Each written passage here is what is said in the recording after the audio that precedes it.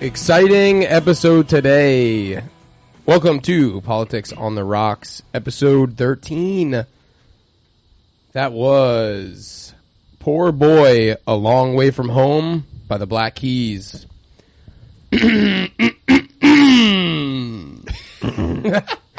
As always, I'm your host, Nick. We have Bookie. Hey. We have Cameron. And... I'm back, bitches. Back. Exciting stuff. And our special guest, Cameron. Oh, God, I get something in my eye. Smoky. Oh, God. Got a little smoky in your eyeball? Special guest this evening is Brothers Bond Straight Bourbon Whiskey. Oh, man, we need a knife for this one. Oh, shit. Ooh, I did not. We're not prepared. Shout out to our sponsor, Chris Saplee Electric. One second. You got a knife? Don't interrupt me, motherfuckers. While I'm I'm plugging our sponsors. Big shout out to Chris Saplee Electric for providing the bottle for this evening. We're really excited about this one. And if you guys have listened 2 episodes ago, we're really big fans of Chris Sablee, so... Yeah. That, and apparently this whiskey, I don't know, like there's these 2 gay brothers that are gay with each other and they make a vampire show or something. I don't know. Chris was telling me. But yeah, they made a whiskey too, apparently, and this is it. Is it Vampire Diaries? Yes, that's the one. Yep. Oh, I thought it was the cool one, like True Blood. No, that was a good show. But anyway, please, guys, like, follow, share our stuff. It's how we grow. It's how we get more whiskey to drink, to say dumb things on the air for you to laugh at. And, nice, and spread the movement, you know? Yeah, spread that the liberty-minded thought process. So today we're going to talk about... I'm reluctant to say it because we've had 3 of these in a row, but we're going to talk about some more COVID stuff, a little more local, geared more towards the local. I still have a little of this whistle pig I got to finish here. 1 second. Chris, hand me your cup. Yeah. So we're going to talk about some local stuff, local COVID stuff. We're going to talk about, we can't not mention the whole crisis in Afghanistan. So, am I missing something? I feel like there was another. I think it was all entwined with the COVID local Yeah, stuff. So right. we'll Yeah, break there's that a into couple- like 1 or 2 different stuff. some sub categories. What do you think of that whiskey? Good. Sweet. Yeah? Sweet in like a weird way or sweet in like a that's- natural sweet way? God damn! That good. Shit, I'm about to chug this Yeah. rye That's pretty here. good. But yeah, so Chris, dude, how was getting fucking hit by a F-150? Did that suck or what? Dude, yeah, it was pretty wild. I just got straight run over by F-150. Dude, It was on- F-250, actually. Oh shit! 'Cause I'm honestly fucking surprised you filthy. were only gone for 2 weeks. That's it. Yeah, you know, just kind of under one tire. It's no big deal. Yeah, well, you're a fucking tank too. So Yeah. No, I didn't get hit by a car, guys. That's cool. Yeah. I was in Afghanistan doing some Oh stuff. my god! But now you're back. Did you guys see that? Chris showed me this guy. What was his name? Milton or what was it? Yeah, it was like Miles Rutledge or something. That like inbred looking guy? No, he's a normal looking looked like a dude. normal British dude. He went to Oh. Afghanistan like 4 weeks ago as like a joke, and now he's fucking stuck there. Oh, never mind. Yeah. Yeah, he's like Oh, my God. really having a hard time.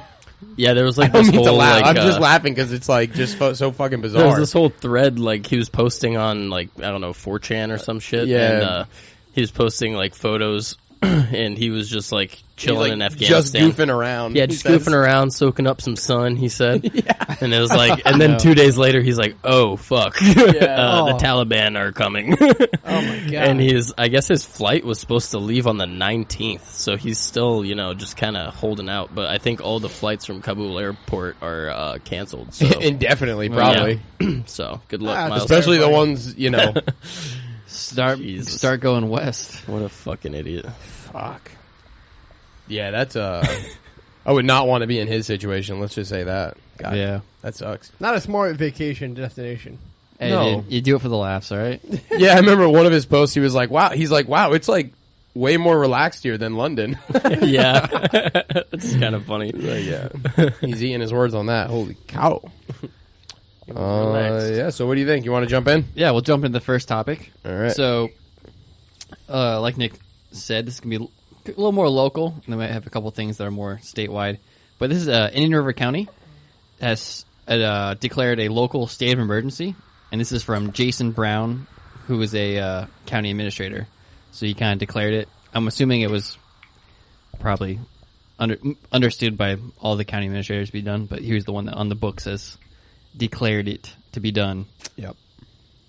So kind of go into like what that means for the county and kind of how we feel about it, I guess. Yeah. So I mean, I guess it's just for the county buildings and county employees, right?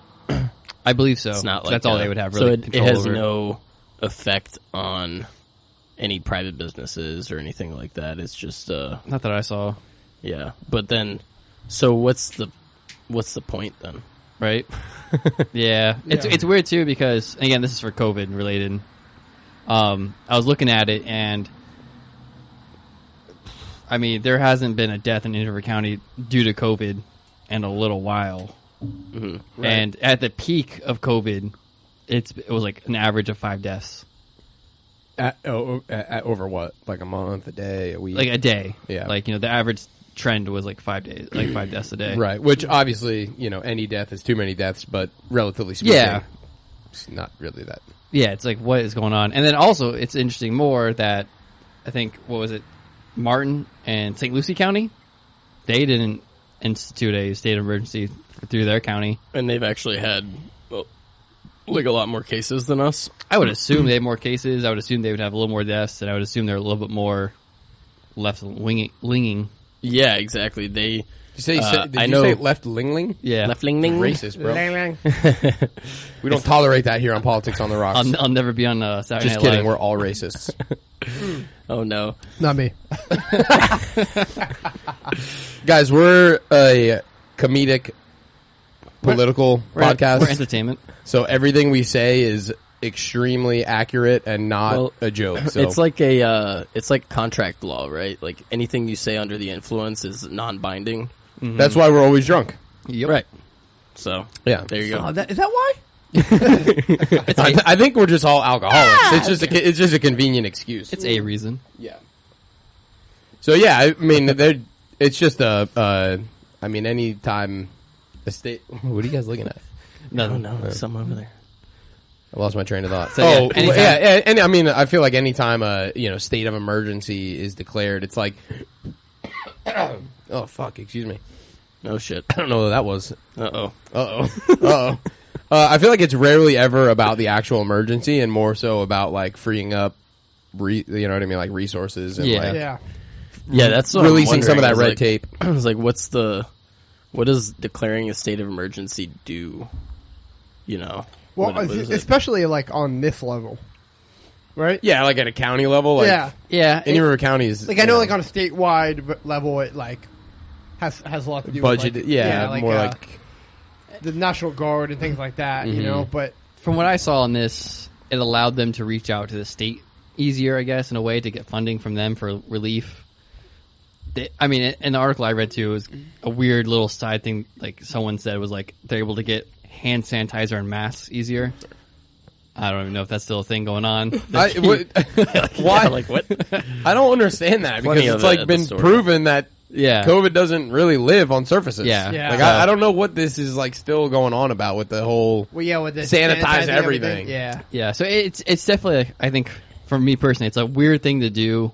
One, based on like our general, like Indian River County as always, more of a conservative county.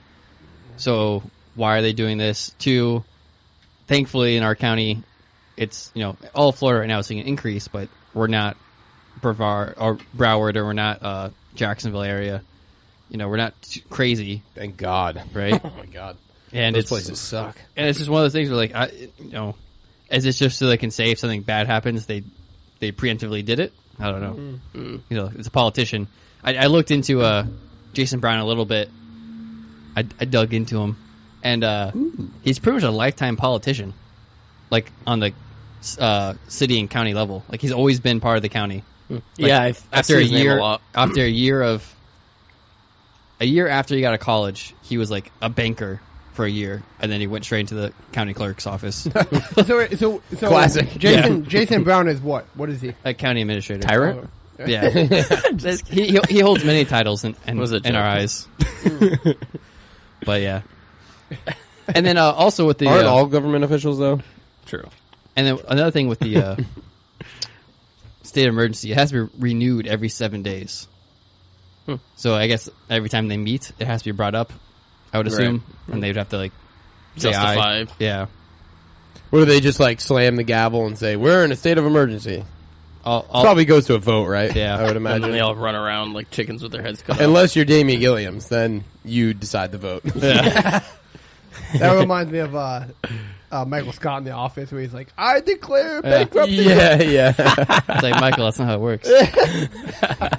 That's funny. I don't know. You guys got anything else on this? It's kind of, I mean, it was worth bringing up just because it's interesting. Yeah, for sure. But- yeah, I don't know. I think, you know, what you just said, how it's probably just one of those, preemptive kind of measures, just so, you know, if it, in the event that shit does hit the fan, they can be like, well, you know, we did what, you know. We did it. Yeah. Right, DeSantis is holding our hand, Yeah. has our hands tied, we can only do so much, so we did what we could. Yeah. Kind of things. Yeah. I'm glad that it doesn't affect any residents in the county other than people who work for the county. So, you know, Yeah. whatever. The one thing it is going to affect is the DMV. Fuck. Ugh. Yeah.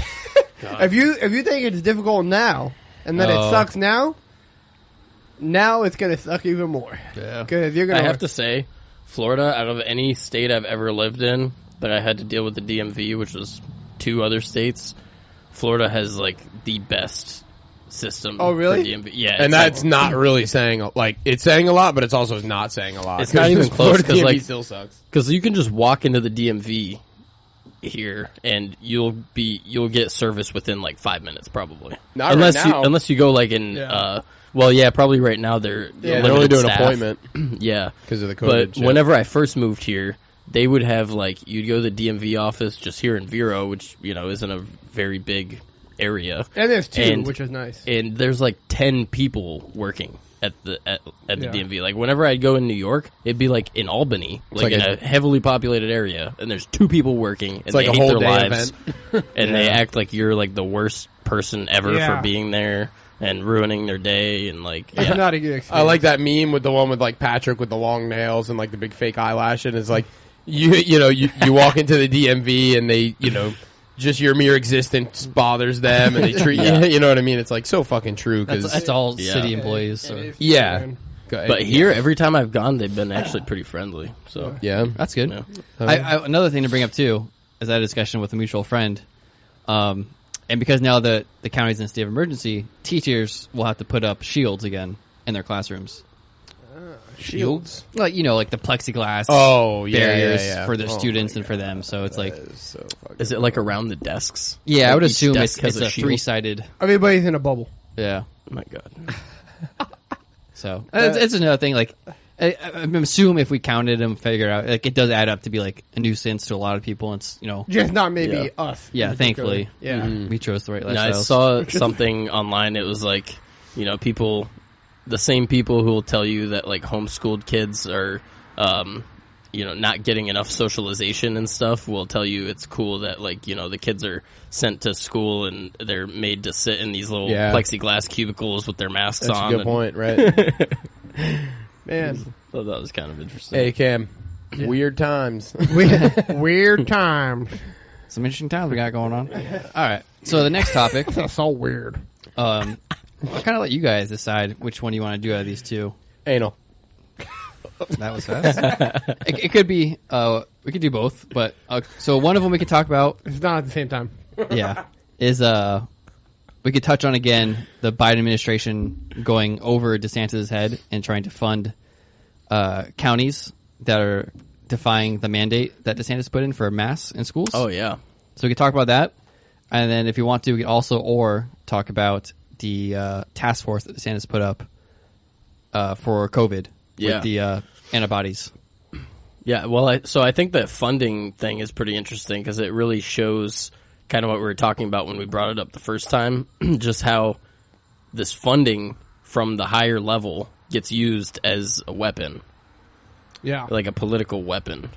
And that's like, it goes all the way back to, I mean, the first time I heard of this type of thing happening, whenever I was like, younger and I'd never seen anything in the world happen before. Was when I learned about the drinking age, how they implemented the 21-year-old drinking age in the U.S. They basically threatened states by threatening to withhold their highway funding. So that's how the federal government made it like a national thing, because it wasn't something that the federal government had the power to implement on a national level, because the Constitution doesn't give them the power to regulate the drinking age.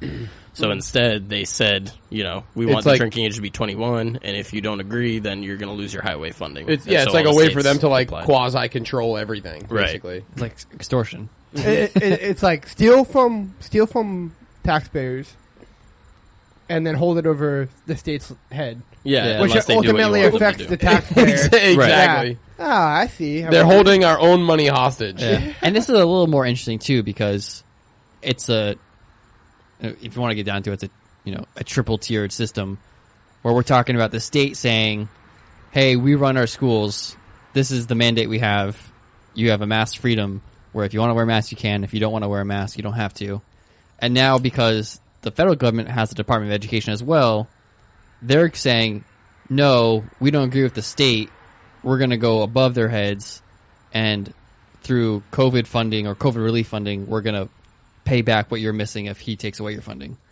So it's definitely interesting, because I was trying to look up to see if this has been done before, and like what you brought up, Chris, is pretty similar. Mm-hmm. But I think because the state and the federal government both have a Department of Education, it's a little more slippery because of the allocation of funds now. And one tier is higher, obviously, with the federal government, which is interesting and weird. But I don't know. It's weird because, for me personally, coming from a place where I want, United States to be run with, we have 50 states, and it's, they're joined together to be a part of something, but they're not all ruled together, right? So it's like equal, Right. This was going to be hard. But yeah, you guys know what I'm saying. And it's one of those things where I wish this wasn't happening, because I feel like this sets a pretty dangerous precedent. Mm-hmm. Where now, so what if, down the line, if something else happens and Biden administration doesn't like it, they're just going to go over the state's head? Yeah. Or, vice versa. I like to always bring up too, if we have a, more conservative Republican candidate, now if he doesn't like what the left's doing in California, is he just going to go over their head and, do what he wants? Because now you just have straight federal government ruling everything. Right. And that's like the the big drawback of centralizing these different services and stuff in our country is, you look at, the education system and the highway system. Like, these are two things that they're holding over our heads now. We're sending all this money to the federal government to provide kids with education and provide highway transportation, and it's getting used against us whenever we don't want to do what the federal government tells us to do. Then they just say, oh, we're going to keep that money that you guys sent us to pay for whatever, we were supposed to pay for. Yeah. So it's just another way that like centralization gets used to just hold people hostage. Yeah, basically just control shit. Yeah. And this is on the topic real fast. Something that I remember, Cameron might remember it too, a gentleman we used to listen to called Jason Stapleton. He brought up something that I thought was really interesting, and I'm sure it's, under the system we have now, it could never happen, because it would relinquish most power from the federal government, is instead of the states sending money to the federal government, which then gets sent back to them, right? Mm-hmm. Why wouldn't the states just pay the federal government based on, they would just send them money that they deserve, so they have the power, right? So instead of the federal government gets all this money and then it gives out the money based on the states, vice versa, states have all this money, mm-hmm. and they say, hey, we're supposed to give you X amount of money. We like what the federal government's doing right now. We have the power, so we're going to give you this money. Mm-hmm. Or if they're like, hey, we don't like what the federal government's doing right now, so fuck you, we're only giving you half, right? So the states have more power. Yep.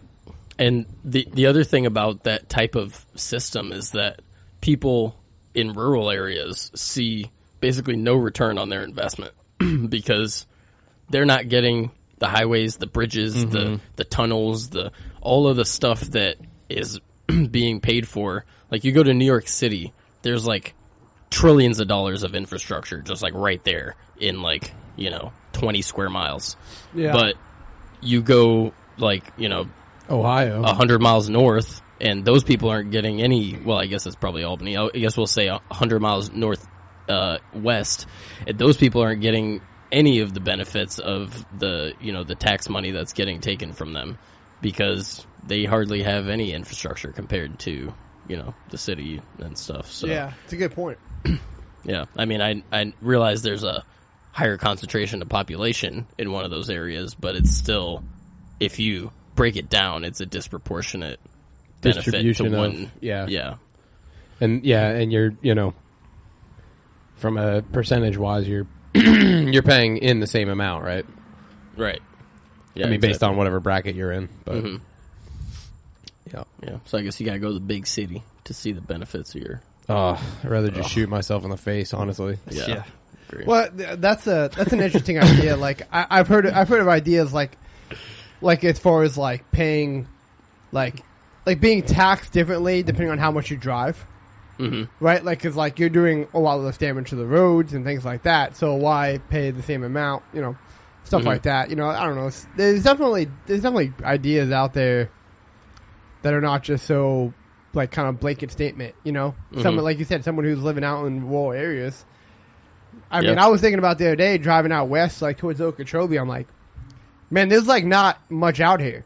Right. Like, even if you call like the ambulance, like they're not going to be out here for an hour. Like it's not going to do you much good. So as far as like what they can provide for you is very little. Yeah, just like fried alligator. That's about it. That's all you can get. That's out there. all. That's it. That's all you get. You guys make it sound like that's not all you need in life, though. Yeah. Well, it is. You're right. That But- and whiskey. It is, but they still pay the same amount of taxes we do. Well, I guess if Exactly. you're like bleeding out, they can just give you some fried alligagar, clog you up a little bit, clog up those arteries. thicken that blood. No. It's interesting times. Yeah. Interesting times. It's for just- sure. All right. You guys want to talk about the Desantis task force? Yeah, a little So- task force action. Let me make sure I say this word right, because my dyslexic ass is going to mess it up. Monoclonal? Is that what you're talking about? Yeah. Yeah. Was that what it was? Yeah, monoclonal I remember it had colon in it. therapy. Yeah. So, if you guys have not heard, Florida's going through a little uptick in COVID cases. We are? Yeah, just a little bit. And, I still don't know how high. I haven't gotten it. yeah. Yeah, me neither.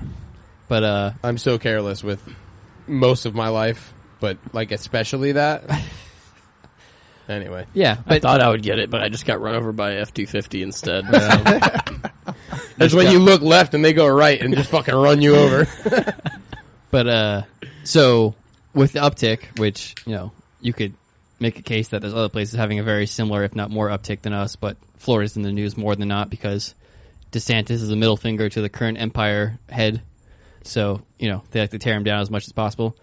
I feel like he's the new Trump. I was Like, gonna he's the say new. the same thing. Yeah, He's like the new country's Trump. Like pretty much. you can't blame Trump for everything now, so you just blame DeSantis. The problem He's with him being he's a poor man's Trump, really. yeah, the problem with him being Trump is he doesn't go out and say stupid crap. Right. Yeah. So it's like people are like, well, it's not completely unreasonable. Yeah. So it's like it's still. I mean, CNN still. It's funny because when like the media goes after him, like at his interviews and stuff, he totally like shuts them down, and they like remember when, But Trump not was like in an office? ignorant way. He No, doesn't, like it's like well it's- thought out. yeah. He's like well spoken. That's what I meant. Like he just actually shuts them down because they have nothing to say after he speaks. Wait, are you saying he owns the libs? Oh yeah, he owns them.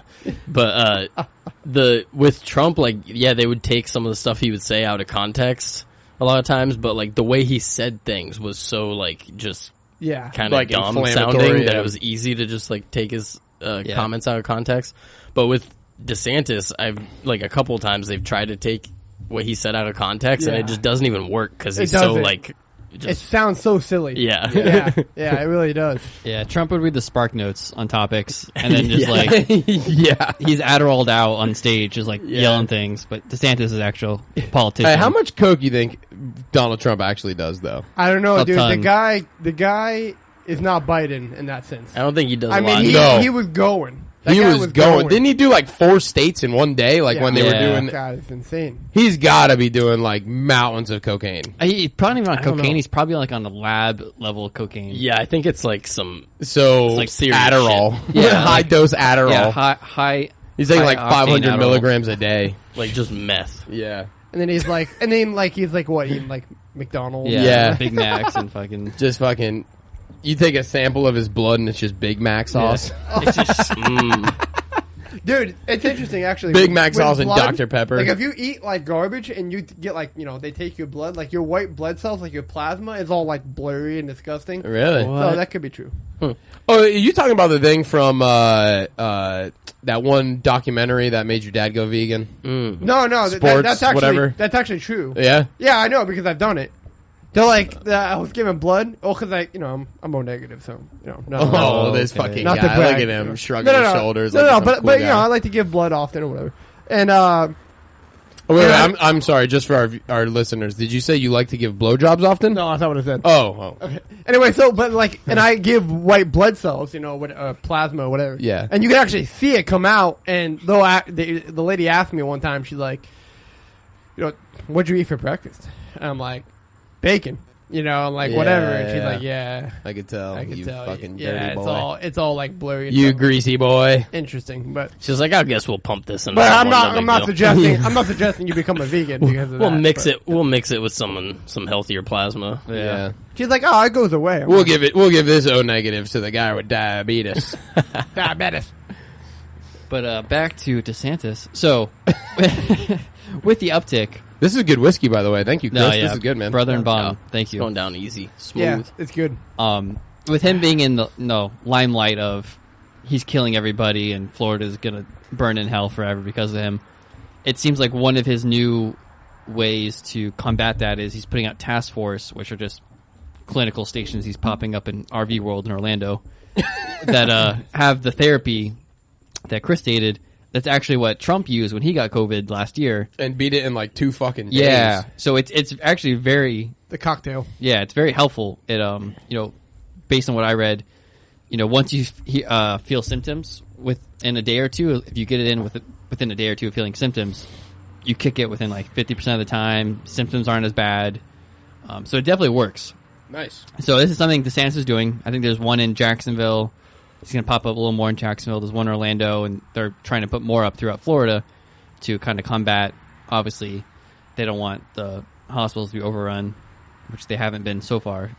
A little more uptick than usual, but I've heard from like some nurses that I kind of grew up with, and they said that our hospitals are actually pretty packed right now. yeah. Like the Yeah. Cleveland Clinic or whatever the fuck it's called, Cleveland Cleveland and Cox. Sebastian, Cleveland's Cox Hospital. It's happening, for sure. Yeah, Oh, it's definitely like... But then it's weird because I just watched another, and this is all anecdotal because who knows who this girl is, but there was this woman who claimed to be a one of the traveling COVID crisis nurses or whatever, and she was saying that it's all bullshit. So I don't fucking know. yeah. She probably listens to QAnon and thinks Trump's the president. JFK still. Jr. is. No, I mean, QAnon I and- think you can accept it for what it is, and people are getting sick. Most of the time, it's this pretty mild thing that you kick in a couple days or whatever, and then you lose your taste and whatever, and then you get over it and you get better, and it's whatever, you know. Yeah. Unless you're somebody who's sick, or has core morbidities or whatever, and then it maybe is a good idea to take the vaccine, get vaccinated, and I feel like he said that. I feel like a lot of people respect that idea, but it's all the other crazy hype on top of it, where we're just locking down businesses and going too far, implementing vaccine passports, which is It's it's it's like crazy. you were saying in the last episode, which I did listen to, guys. Good job. From Nice. the hospital. I Thank was you. about to say from the hospital. Oh, Yeah. nice. No, I was under the S250 listening to it. Fucking in the undercarriage, all wrapped up. Yeah. They're pulling him from the rims and brake calipers. But it's like they're not giving you the option to make a personal decision based on your Situation. Your individual situation, which is different for every single person. You should be talking to your doctor about this stuff. You should not be listening to your TV set about what your medical decisions ought to be. Yeah. But Fauci's our savior. Yeah, apparently. Yeah, but that's an interesting point because, like, we've gotten so far away from like independent thinking instead of like a group think. Like, this is what we're gonna do, and then if you don't do it, you're a demon, you're an evil against person, it, and you're against it, right. and it's like, no, that's actually not what I believe. Yeah, like, I'm allowed to think independently. Right. Like, I've been around, I don't know, 17 people who have COVID, and I haven't gotten it. Not getting the vaccine. Why would I? Yeah. Right? Like, and, it's like, weigh your risk. Like, you're be an independent person. And, push back when they tell you that you're wrong for it. Yeah, I think that's the biggest problem. Like, people are too afraid of ridicule and too afraid of, and this goes back to what we always talk about, how there's no nuance anymore. It's like, you're either for this or you're against it, right? Yeah. You can't be like for like for instance us, we're like for the freedom of choice and the freedom of like to make these risk assessment on your own based on, your situation and the discussions you have with your doctor that knows your medical history, right? Right. Like, we're for that all the way, but that doesn't mean we're against getting the vaccine, right? Like, for people that feel like they need to get it. And yeah, it's just, like you were saying, it's just that we're so far past that now. Yeah. That and it's like the propaganda is so bad that I've seen, people, I don't know anyone personally, but I've seen like some, anecdotes online of people who had pre-existing conditions that no doctor would have ever recommended that they would get the vaccine, and they still got it. Yeah. And a lot of, like a few people online have been documenting some like pretty serious adverse effects they've had from it. But then also I know a lot of people who got COVID and then got the vaccine like immediately after, like within like a month or so. that's just silly. And it really is like all of the evidence that we have so far points to natural antibodies being way more effective and way longer lasting than the vaccine. Yep. Yeah. So it makes really no sense at all to go get a vaccine after you just got COVID. Yeah, and it's weird that you say that, and that fact is like, it's not really disputed by anybody. I mean, like, some people, like you were saying, some people that you've talked to. Yeah, But I mean, overall, I feel like that fact is not really that disputed. Like, people are pretty savvy to the idea that the natural antibodies are stronger, better, and longer lasting. But yeah, it's like, it's just the theme of the last year and a half. It's like logic has gone out the window. Yeah, so I mean, according to the NIH, you're according to what the people that they've had in their programs for like tracking this type of stuff, 95% of the people that they were tracking had like a large amount of antibodies to the point where they are immune after at least 8 months after getting it. Right. And all the data I'm seeing the data I saw from the Pfizer vaccine said that after 6 months, it's like below 50% efficacy. Now remind me. Oh no, Johnson & Johnson is the only natural vaccine, right? Natural meaning that it actually has. It's actually a vaccine, right? It's not the mRNA thing, right? Yeah. Or people are calling it like a therapy, I guess. Gene Yeah. therapy or something. What, the mRNA? Yeah. That's what they're. Yeah. That is what they're Not calling sure it. if You're that's right. the right term or not. And but- another, You good? and another thing to bring up too while you're talking about this, vaccinated, unvaccinated is, being in Florida, we see all the time now with the news is, cases going up, no one really talks about deaths anymore, but we won't talk about that. And then, but no one's, and it'll be like, this many cases, this many people are vaccinated, this many people are unvaccinated. and it is obviously a little, more people who are unvaccinated are being the new cases, but they're not talking about if there's any of these new cases are people who've had COVID before. So it's kind of like, this isn't like me saying anything profound. There's a ton of people asking the same question is, what are the numbers on people who got COVID last year, and are they getting COVID this year? So can we put that against people who got the vaccine and who are getting COVID now? Right. Because that's very helpful too to make Yeah, a decision, for sure. Right. Yeah. It blows my mind sometimes too. Like after the whole COVID wave kind of died down, we started hearing about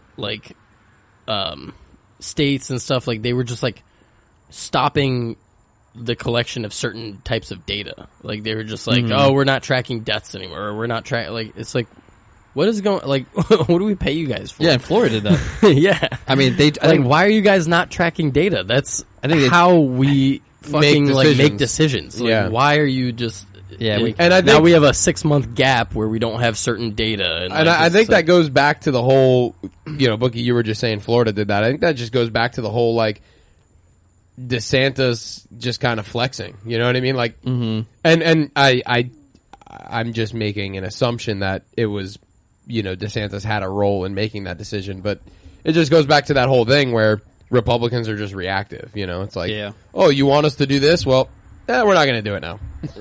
and now they're doing it again. Yeah, I just saw today they have new numbers, but it's only which is just perfect Republican fashion, right? yeah, but it's not the full what they were doing last year. It's like a miniature amount of what. Right. Yeah. Whatever the fuck that means. Yeah, it's like they're not giving out all the information. Yeah. Okay. Yeah. Like, oh, okay. I mean, before the weekly breakdown was like 10 pages. Now it's like 6 pages. Yeah.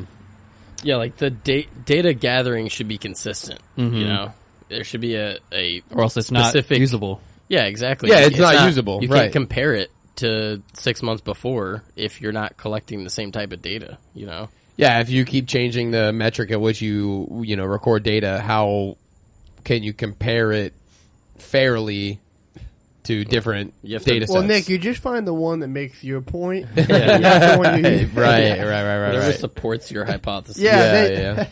Yeah, and I mean, from my point of view, disregard the rest of it. Yeah, I wouldn't even obviously, in a perfect world, we wouldn't have if honestly, for me, if we had a state government, this would probably be the bare minimum of what I want them to do, is suck our dicks. That and then track this data, right? Yeah, and any data, exactly. Track it, and when people ask, why would you track that? It's like you never know when you can use that, and just because you have it doesn't mean it's good or bad. It just means you'll have that information so you can make a informed decision later on. And the fact they dropped the ball, which is, it's terrible, really, because at the end of the day, this is probably the bare minimum of what I want them to do, and they didn't do it. But are you surprised? Oh, of course not. No. got a Robusto left. Very nice. Oh, yeah, Chris busted out the Churchill tonight. He said, we smoking all night, boys. Okay. All night, boy. Dude, this, He's making a grand comeback Oh, yeah. with the Churchill. I haven't I've smoked never a cigar had- in 2 weeks. Oh, man. Welcome back. I've never even heard of this brand, but this cigar is Avo Uvezian. Oh, yeah. That's a good brand. You know this brand? Let me see. It's Look, the South American Ritmo. Yeah, I thought it was VA. Yeah, this was like a $16 cigar, but my God, is it That's a phenomenal. legit cigar. Yeah, I thought this it was good, VAO. dude. What? I thought it was VAO. But it's AVO? It's Avo Uvezian. No, that's a good cigar, bro. That's Yeah. a real good cigar. It Yeah. tastes like a really good cigar. Hey, Nick, so. I've heard it's a really good cigar. Yeah. Hey, this cigar, it's a really fucking good cigar. According to my Cigar Aficionados magazine. Oh, you seen it in Cigar Aficionado? Oh, yeah, I know. It's a good one. I used to get that magazine. I don't know what happened to it. I just Probably get didn't pay the for my cigars.com magazine. Yeah, it's like if you wanted them to collect that data, you want them to collect the data and protect your rights. And so, you know what I'm saying? So you can make your own decisions, But that data is being collected so that they can make decisions on Yeah, right. You know what I'm They can saying? make decisions for Yeah, you. it's like if you collected the data and said, "Hey, this is what's going on," like live accordingly, I don't know. Or or even I like if it's that like idea. or that, which is great, right? Because we want people to have to make their own decisions, but also we're not against people paying someone to make their own decisions. So you go to a doctor, you pay that person, and be like, "Hey, what should I do?" Right. And then they're like, "Oh, well, let me use the data that." And they can make an informed decision exactly. because they actually have information And if they're about you. and if they're an actual smart doctor, they have a smart decision, and Yeah. They're like, "Oh, dude, you have AIDS. You should probably get a vaccine." Exactly. Yeah, all right. And in some way, we've traded our doctor in for Fauci. Fauci. Yeah. You know, he's become Well, Fauci and the world's doctor. Fauci is our doctor. that, and then also if you live in New York City, De Blasio is your doctor. Yeah. Yeah. No, but really, I mean, what like we've traded him and said, "Oh, this guy knows all about COVID." When Well, really, and like, really he like does. Nick brought the point up. The point, he knows everything. Yeah, but He Nick brought the created point it. up as like your personal doctor knows about the details of your situation. Yeah. You know, especially where some of these vaccines have affected like people with heart conditions and things like that. Like my doctor, for instance, knows I've had multiple ruptured anuses. So right. he can make these, these Yeah. kind of, is that going to affect me if I get the vaccine? Like my ruptured anus? Yeah. Bookie's face Yeah, killing me. like- He's just like staring at So you. he got excited. He's like, I know why you got that ruptured anus. Call Chris Dupli. He'll patch that right up. Yeah. But so what do you Just a lick and stick, bud. yeah like what do you guys think about this? The Desantis monoclonal anal therapy station setup. I don't know. I mean, I guess it's a good thing, right? I like it. Yeah, on the surface, without, we're going to dive into it, I'm sure, but on the surface, I can't really see anything too wrong with it. Yeah, I mean, if besides the it's- fact that I'm paying for somebody else's fucking treatment, but Correct. hey, with whatever. Good point. Yeah, I mean, if it's something that's proven to actually help people, especially like people who are at risk of actually like getting severe cases of COVID, if they can take this therapy and it'll, help them beat it, then that's pretty big. Yeah. Because it prevents them from ever getting to the point where they might, die of this. So yeah, that's like an interesting thing that you just said, Chris. Right? Is like people who like may have a very adverse effect to the virus. Is now that you're getting into state medical issued treatment, right? Because that's what it is. So can they say, hey, you're 23 years old. You don't need this, right? If you have COVID, you're going to kick it in a week, and you shouldn't have any adverse effects. Right. Yeah. So now, well, if it's state provided, I'm sure you're going to have to jump through hoops to get it. but like my point being is like now that it's a state funded thing. This is just me kind of like thinking outside of it real fast. Is like, are they going to push people away who shouldn't have it? Because if I'm thinking about it, like if it's limited, which I don't know if it is or not, that's what you should do to make sure, like you said, people who are going to have adverse effects, who are going to go into ICUs, get it first, right? Mm-hmm. But at the same time, this is something we're all paying for because it's with our tax money. Yeah. So why are you putting people who pay taxes not getting it, right? Right. Yeah. Like you can't just shun people from the city parks. You can, but you shouldn't because they pay taxes. Yeah. Yeah, that's a good point. And then this is just like a small look on what happens when you have state funded medicine. Is it gets super fucking weird. This is one of those things where I'm debating if I'm going to regret saying this or not aloud. I don't know. This is one of those things that, like, by paying taxes, we, by default, support a lot of things that we probably wouldn't support otherwise. Like the war in the Middle East and, all kinds of shit like that. Shit we don't even know about. Yeah, really. Fucking. Good point too. Mhm. But this is one of those things where you almost can kind of get behind it, like anything that's going to help somebody that's at risk. With that being said, if you're obese and you smoke, I shouldn't have to I shouldn't have to be responsible for your treatment. Like, you're at risk because of your poor health choices, Mm-hmm. And I think that just kind of goes back to what you were saying, how, we're all paying into this, but only a specific set of us are going to be allowed to get it. Right, because you got Joanne who's smoking 3 packs of cigarettes a day. Dude, why you got to bring grandma into this?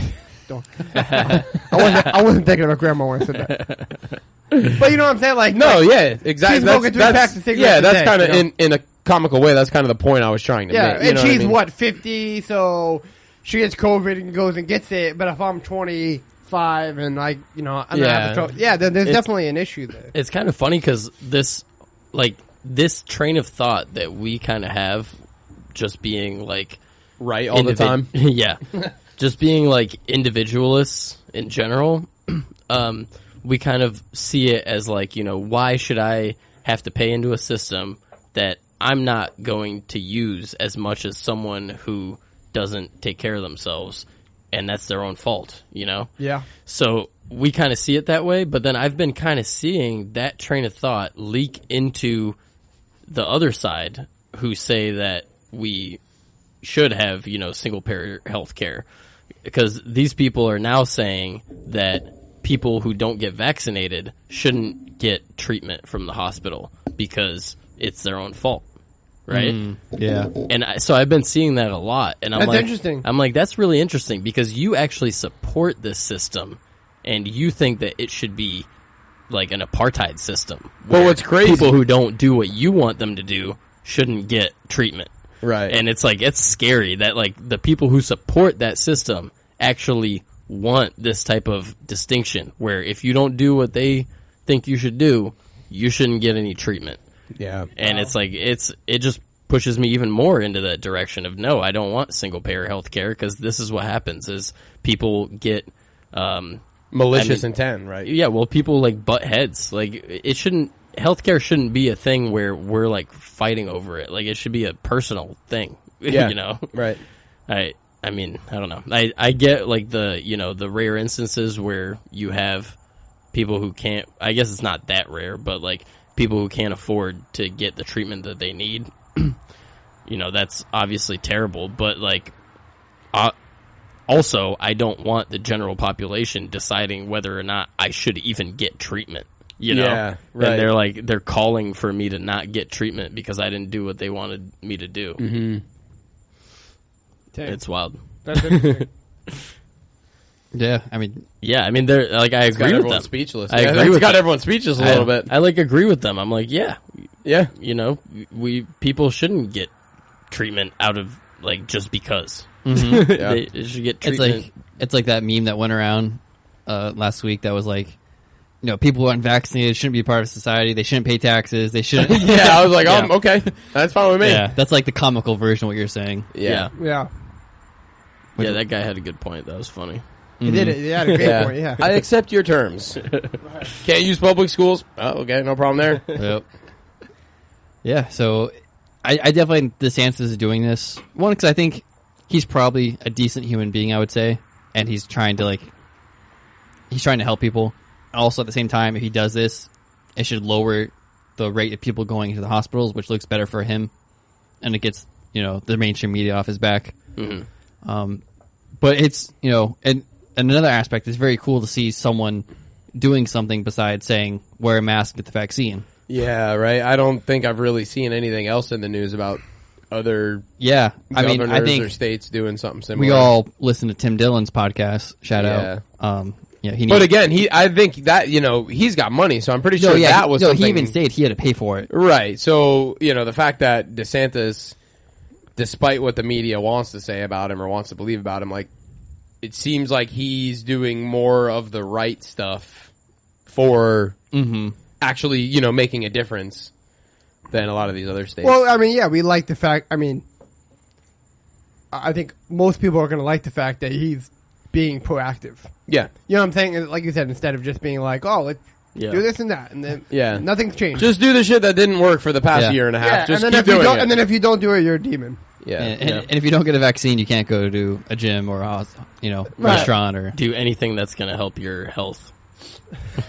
Yeah. Well, But, health yeah. is not important. Okay, complying with all the restrictions Compliance is what's what's important. important. Yes. Exactly. Jumping through the loops in the ever-changing guidelines. That's That's what's important. that's true patriotism. Not getting healthy and Fucking Beagle Boy. You talking about Fauci? Yeah.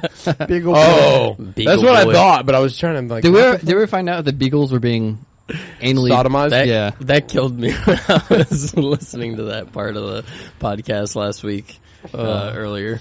I was That's like, good. just like, what the fuck do they have against beagles? They fucking hate them, dude. I mean, shit. It's terrible, dude. Beagles are cute, cool dogs. Oh man, I think. I don't know. I mean, Yeah. See episode 12. 12. 12? Yeah, last episode. Yeah, beagles are all dogs. They're really sweet. Yeah. Do you guys want to bash on New York or anything, or do you want to go straight into the Afghan? We the always debacle? want to bash on New York. Dude, we could do like 5 episodes bashing Fuck New York. Are New you York. kidding me? I know. It's too easy though. It's too easy now. Yeah, it's like a Hey! at this. Hey, I'm groping here. I'm just Italian, okay? I'm just Italian. I'm not a pervert. I'm just Italian. You got the meatball. Or you got the meatball. I don't know. Turns out he didn't actually say those exact words, because I was like, Don't I was ruin kind our of fun. curious after. Uh-huh. He didn't say I'm not a pervert, I'm just Italian. He just basically said it. He was like, oh, I'm Italian. I'm used to just like, really like personal greetings and stuff like that. Like, it was just like Okay, so as an Italian, I can like, a little kiss on the cheek, No, it's little, like- little grab of the tit. like northeastern Italians. That's like how Yeah. they are. But Mediterranean people in general. You kiss the right, cheek, yeah, you squeeze it's a squeeze the affect- bum. squeeze the balls. Yeah, very- give it a little dog. Yeah, you're very personal. Milk of the juice. But no, like as I'm not from the Northeast, but me and Cameron's family, that's we're all of our family is from the Northeast. Actually, you, me, and your sister are the only True Floridian. yeah, born out of First New gen. York. Yeah, Yeah. Yep. that's why we're the most degenerates. But True. yeah, we're the black sheep. That's of why the we family. decided to make a podcast. Go Yeah, politics on the right. Yeah, do a bunch of things that disappoint our parents. That's why you guys Yep. are domestic terrorists. Yeah, that's okay with me though. I've kind of like Accepted disappointment. yeah, well, yes, yeah, that was years ago. But recently, I've just kind of sunken into the role of a domestic terrorist. Yeah. I'm kind And of if okay they're with gonna it. call you a terrorist, you might as well just embrace it, Yeah, Might that's as why well I've just- got like 4 RPGs getting delivered to the house today. Courtesy of the Taliban. Yep. Mom, don't touch these boxes. Yeah, don't even look at them. They might blow up. All right, go back to your point. I don't even remember what I was saying. We're talking about Mediterranean Italians. people. Oh yeah, Italians licking each other. Licking? Yeah, is that what they do? No, No, we don't lick no, anybody. We don't lick anybody. No. But no, like from. I'm not even gonna agree with him because there's a way to do it. You know what I mean? Like Exactly. There's a it's a respectful very way to do it. right. Like the Italian culture and like you said, the Mediterranean culture is like very family oriented, very personal. Like all the relationships that I have are very close ones, or else I don't have them. You know what I mean? Like I'm not really into the whole like superficial friendship type of deal. So I get where he's coming from, but you also don't see me out here like grabbing asses. Like, Yeah. you know what I mean? Like that's not an excuse. Is like basically what I'm getting. You're not at. going to Publix and like grabbing the girl Yeah. behind the cashier and like, Right, right. giving her a kiss on each cheek. Right. Not all the time. But It's yeah. kind of like a.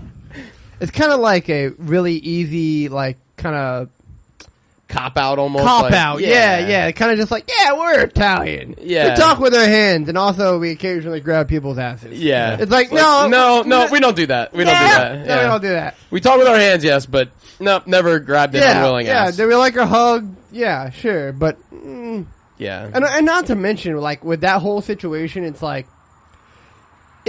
he kind of just like dealt. What am I trying to say? He kind of just like bowed down and just got out. Yeah. And if that guy, speaking of Italians, thought he was innocent, right? Here's another thing, right? Yeah. If a guy who's an Italian guy from New York thinks he's innocent and is in a sort of a place of, he's definitely in a place of power, like, and for whatever reason has somewhat of a decent reputation still. I don't know how. Yeah, like he's not just gonna bow down. Yeah. There's no way. No. There's no way. He's There's a something sociopath. there. There's something there. Dude. Yeah. That's why I called him a cuck last episode. Yeah. Yeah, that was funny. You guys want to dive into the recent / terrible news that's been going on with? Yeah, I mean, shit, this will definitely fill the next hour. Yeah. Multiple hours. I think Yeah. someone better suited than me should probably say something first about the troops. Well, I mean, Just just to kind of kinda get that out. open it up, like, me and Chris have been posting a lot, I don't know if you guys have been, but But give us the rundown. yeah, so we've been posting a lot, and I personally, I don't know about you, Chris, but I've been getting a lot of questions, so I guess we'll just address it to everybody. What exactly is going on? So for those of you with your head in the sand or just not paying attention, we pulled out of Afghanistan officially, 3 weeks ago? Yeah, something like in the middle of the night, Bagram Air Force Base, which was like the It's like the headquarters of massive Afghan. Air Force Base in Afghanistan. Yeah. It was like basically the U.S. headquarters in Afghanistan. was just deserted like overnight, and a ton of equipment was left there. Small munitions, large munitions, drones, MRAPs, yeah, armored vehicles, Yeah. helicopters, and none of it was disabled. nope.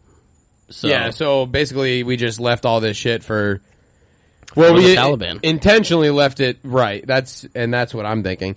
You know, the official narrative is that we left it for the Afghan National Army. that was nowhere to be found. They were literally fucking retreating. talking about They weren't cucks. even- Yeah, talk about cucks. Goddamn. Yeah. Spent $30 billion over 20 years to train them to defend themselves against Taliban, and they gave up their entire country in less than 3 weeks. Yeah. And that's one thing about sorry, Afghanistan. not to cut you off, but so just going back to what we were saying, we, in the middle of the night, basically left Afghanistan. What's this we In shit?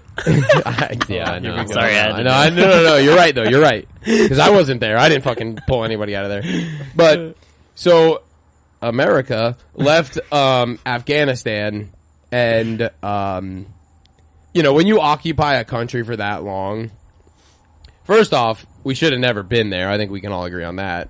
But the fact that we were there, I personally feel like, and you guys might disagree. I personally feel like because we had such an involvement when we shouldn't have, we're kind of morally obligated to make sure the situation, you know, like our exit strategy is like airtight in the sense that they have the highest like likelihood to succeed. To succeed and, you know, in this case, defend their country from the Taliban.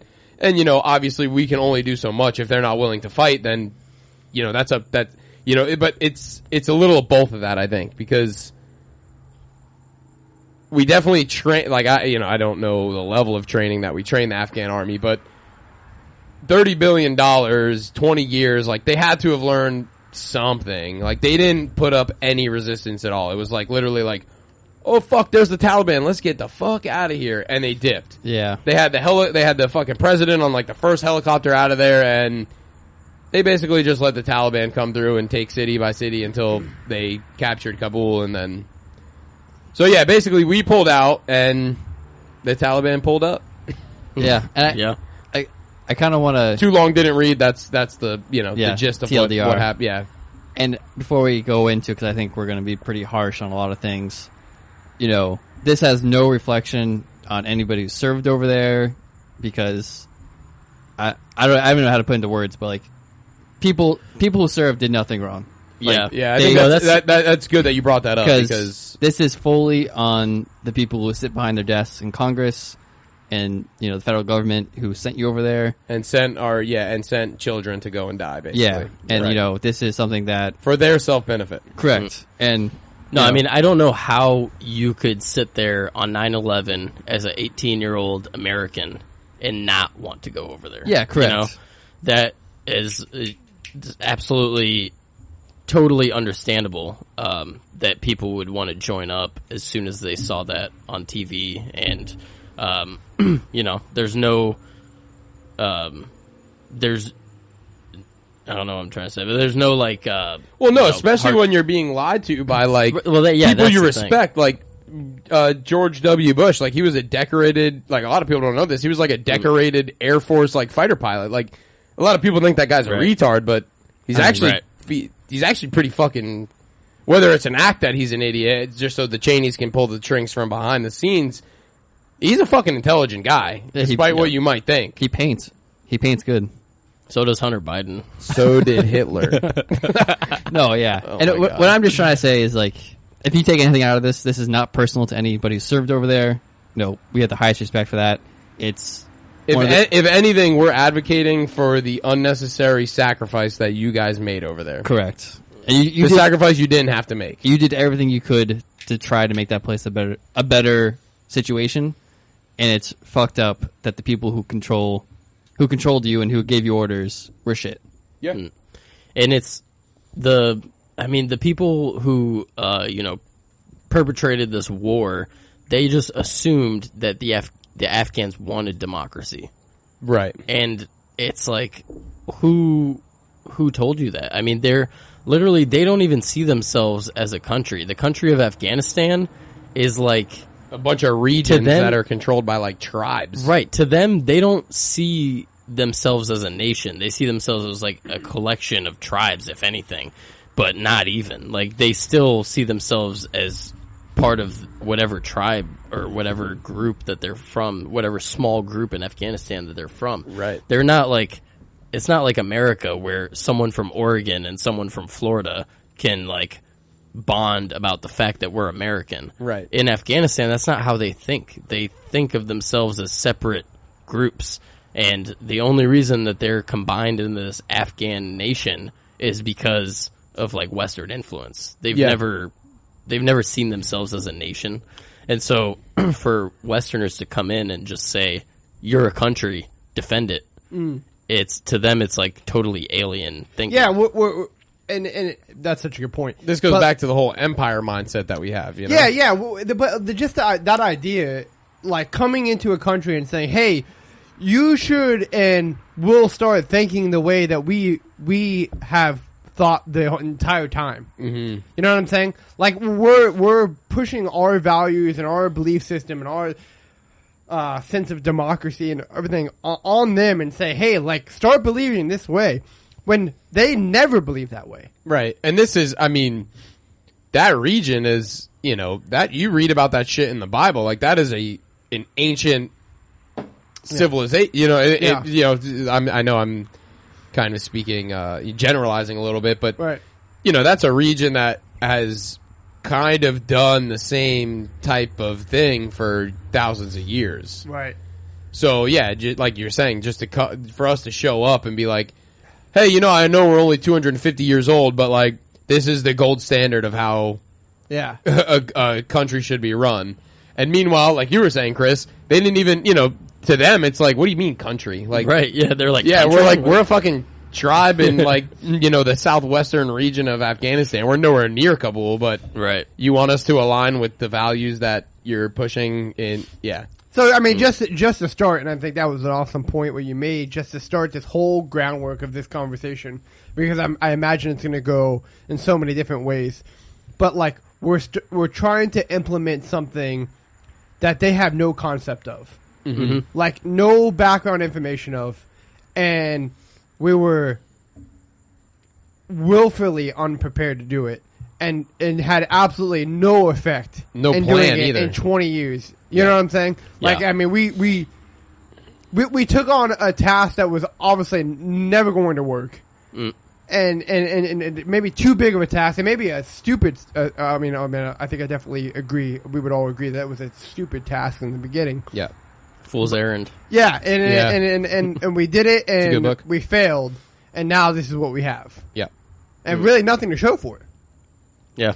I mean, it's sad. So If anything, we've negative to show for that's it. exactly what I was going to say. But, I mean, yeah. over the 20 years, I think they said $14 trillion were spent. I mean, countless, you know, American lives, innocent civilians, you know, Afghani people. I mean, you know, the list is, you know, pretty much endless about all the negatives that came from this, and I can't really think of any positives. I mean, I didn't, you know, directly feel safer from having troops 6,000 miles away, like fighting people that live in caves in the mountains. Like, what the fuck? Like, And I think a good part to bring up what you just mentioned a little bit right there is, if you're going to take anything out of what's happened over the past 20 years, and for me, it's really hard to separate what's happened in Afghanistan and what's happened to neighboring countries that we just fuck over continually. Because it's hard to separate. Yeah, Yeah. because it's, you know, the Middle East, and you know, I don't live there, so Well, it's been the same story. I mean, Libya with Gaddafi, Yeah. like, it was the same fucking thing. But what I'm trying to say is, like, for us, we're out of Afghanistan, but we're still in so many places around there. Yeah. You know, relatively. And if you're going to take anything out of this, is the huge thing that we've done is the loss of life. Yeah. Not even with our own soldiers, but civilians. Yeah. Even more so civilians. Exactly. Yeah. I mean, Obama is a great president for drone diving and bombing weddings, right? Yep. Like, that happened a lot with him. Yeah, I think they said within the 8 years there was if you took all the drone strikes within the 8 years he was president, there was at least one drone strike a day. Yeah. For 8 years. It's crazy. Yeah. in the Middle East. If anybody's going to talk about, I mean, to touch on COVID real fast, because everybody's like, to save one life. Like, but no one gives a shit about the life that we're killing over there. Right. With drones, with Yep. unfortunate, crossfire. Yeah. Not even to think about the loss of life just due to destroying the area because of war. Yeah. It's completely war torn. Like that's people hear that word and don't actually think about what that means. And we were talking about this, at dinner. You look at pictures from Afghanistan and, neighboring areas from the 60s, 70s, and they looked like they were, semi-developed nations. And now you look at them and they're just, for the most part, they're just rubble. Mm-hmm. Yeah, it's the same buildings you saw in the picture, just destroyed. Yeah, they're just half blown up. Yeah, and if what you said or completely blown up. If what you said is true, and there's a drone strike every day for the last however many years. It is. How I'm always right. How is it not? How is that not possible that it looks that way? Exactly. Yeah.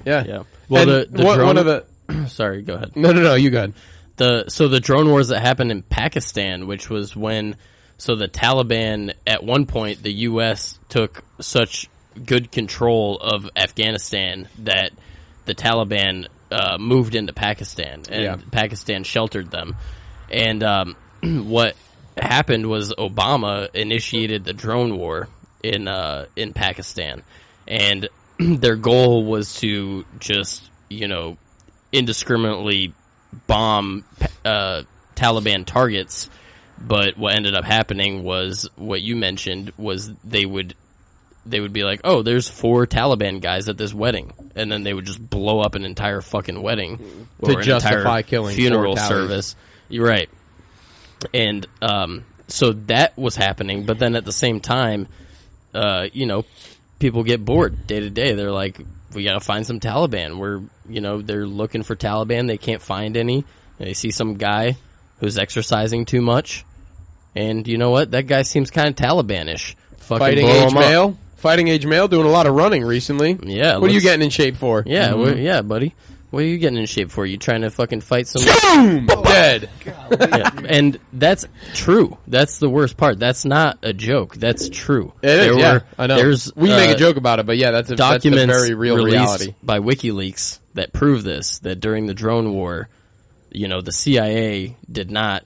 they didn't vet all of the targets that they were shooting. It was, oh, this guy seems a little suspicious. Boom, he's dead. No discrimination. Fucking just killing random people who weren't Taliban. And then you wonder why Pakistanis support the Taliban nowadays. Yeah. Well, they always have, but right, yeah, but why they have a even higher support for them nowadays? Well, yeah, that's the thing. The Taliban is mostly grifters. I mean, they did I say air quotes. They did a study that most, when you think of terrorism, and I feel like I'm having deja vu because I feel like I've said this on a previous podcast, but when they talk about terrorism, when anybody talks about terrorism, you automatically think like religious extremism, right? Sure. What do you mean, sure, bitch? Do you or don't you? Jesus, I was just agreeing. So violent. Yeah, no. But anyway, so when people say like terrorism, I feel like the general train of thought is religious extremism. They found that most of these terrorist organizations that people labeled, religious extremists, only roughly 10% of them actually practiced the religion that they were apparently, extremists for. Which means 90% of them were grifters that just kind of jumped on this movement because it had a similar end game, right? To kill Americans. Because you want to know we've been over there since the 60s, just fucking killing. Like, we are the terrorists in their country. And you know what's how they see it. Yeah, it's just directly backlash. That's the shit that fucking what's his face talked about. But backlash. Anyway, go ahead. You know what's disgusting about that? Yeah, Ron Paul. You know what's disgusting about that is that they do that. That propaganda is because it's easier for everybody to accept the fact that we're blowing people up for no apparent reason, and a lot of innocent people because they're connected to some religious idea that they want to kill all the Christians, they want to kill all, you know what I'm saying? Mm-hmm. It's much easier to accept the fact that what we're doing, if these people are gonna eventually come to the homeland and take you out, you know? Yeah. And I mean, Bookie brought that point up, and I kind of been wanting to bring this point up because I've actually had a conversation this week that made me think a lot about why I started on sort of like the libertarian take on things. Mm-hmm. And we briefly talked about this before, but it was a conversation, and it was a lot about, you know, it was with somebody who I'm close to, and we you know, although we're politically very different, we agreed on this point, you know, and it was interesting to have a conversation and it just be in total agreement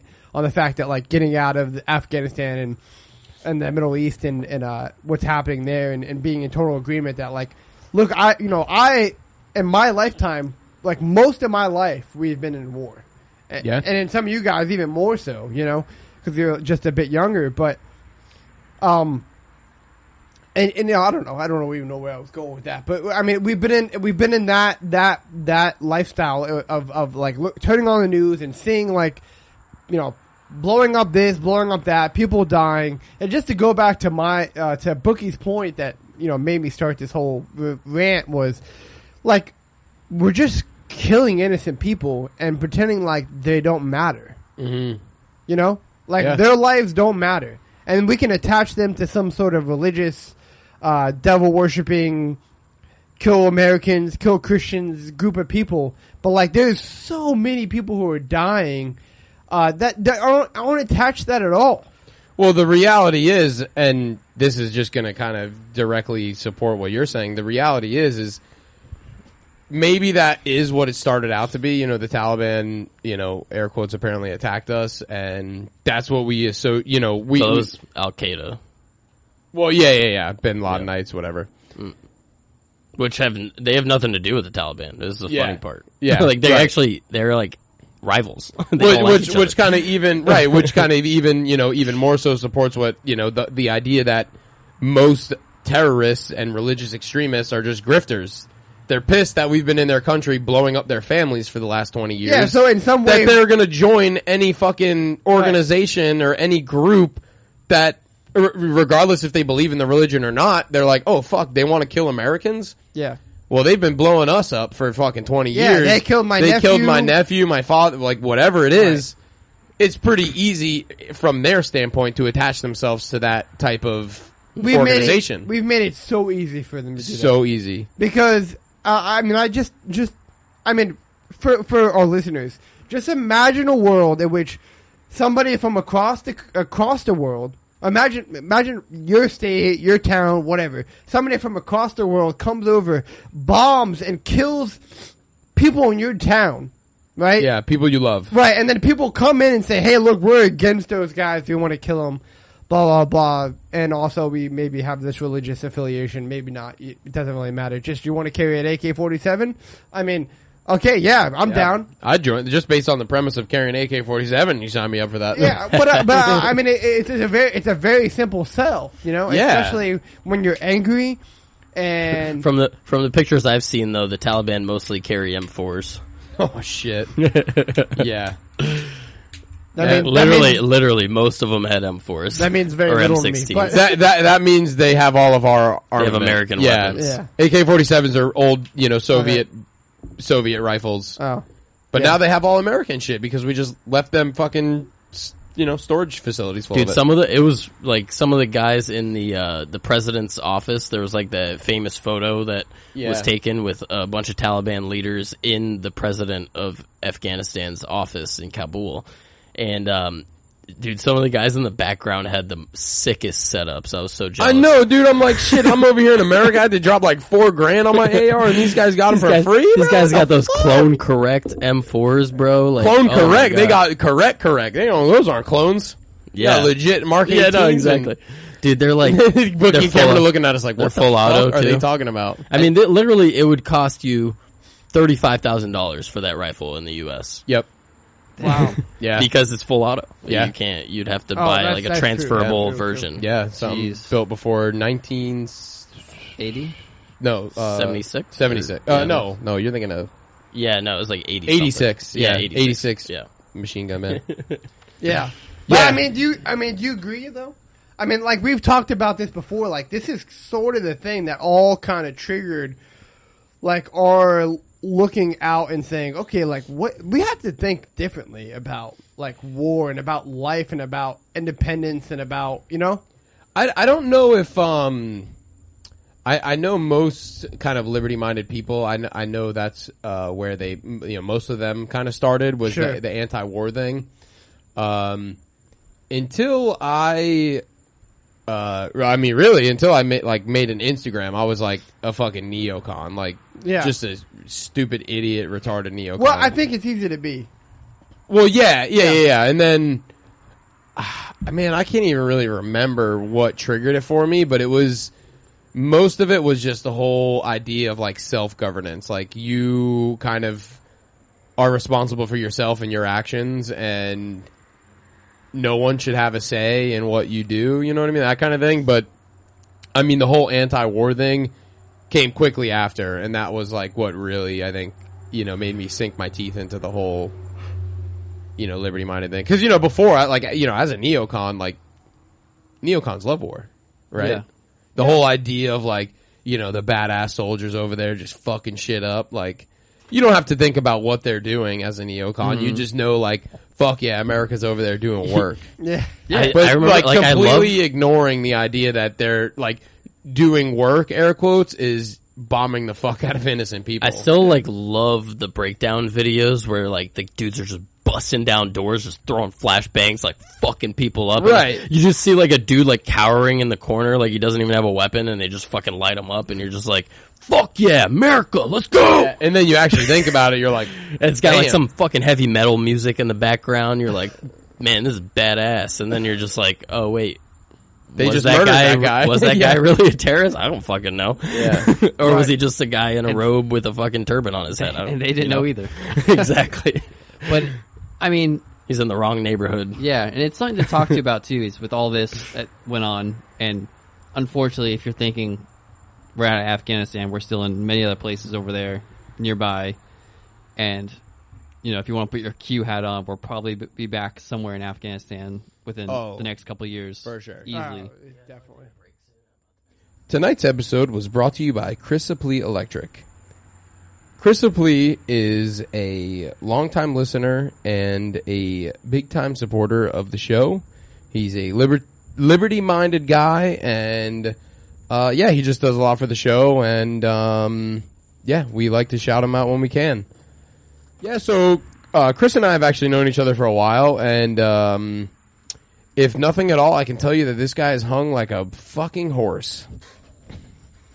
That's actually crazy to say that, Nick, because I was in a predicament one time. Some would say between a rock and a hard place, and How hard? hard enough that a horse would be there. Rock hard. And I had to call somebody to get me out of the situation. And what do you know? I thought, who could I call in a situation like this? Chris Sipley was the man I had to call. Nice.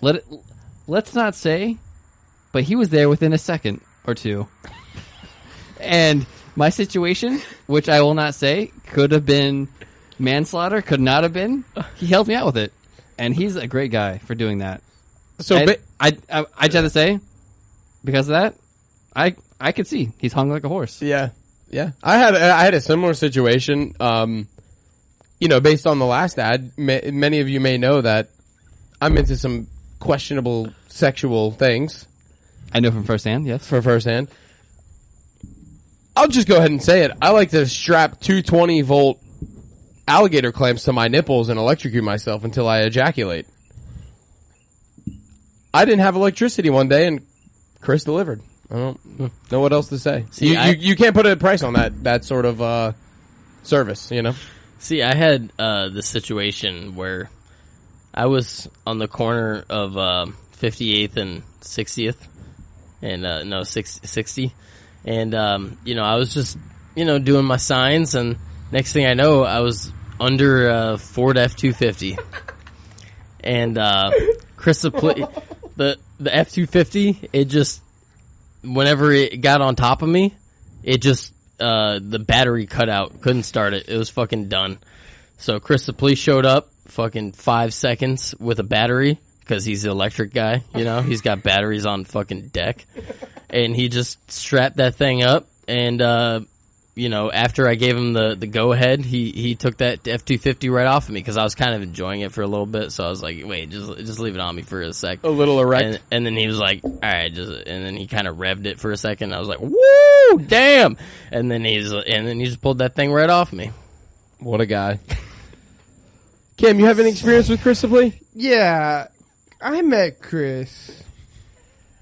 I was in Payless. And I was going to buy a pair of shoes. And, you know, Chris is the kind of guy... Chris is the kind of guy who looks at a poor boy like me.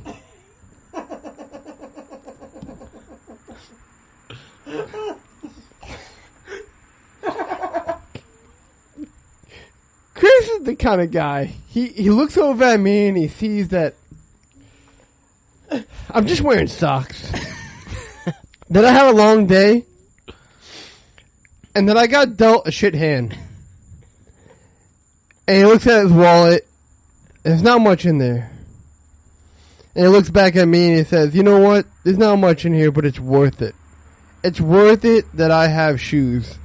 And so right before I'm about to pay with the last cents that I have, Chris walked up and paid for me. Chris put shoes on my feet. Wow. That's the kind of guy that Chris Lee is. I just want to say one more thing I just thought about. I can't believe I forgot about this, but Chris I was at a wedding, and we were doing, you know, the typical dances, and you know, Chris being the electric guy he is, they started playing the electric shuffle. And I didn't know what the fuck I was doing. I don't know the electric shuffle. But Chris, you can bet your fucking ass he knows the electric shuffle. And he showed me. And I just followed everything he did, and I didn't look like an idiot. So, Chris Lee, thank you. Thank you. With all that being said, we just want to thank our sponsor, Chris Lee, again for his continued support in both providing for the show and for being a longtime listener. And we're happy to announce that Chris Lee is offering absolutely nothing for Politics on the Rocks listeners. So yeah, again, that's Chris Lee Electric, and thank you for the support.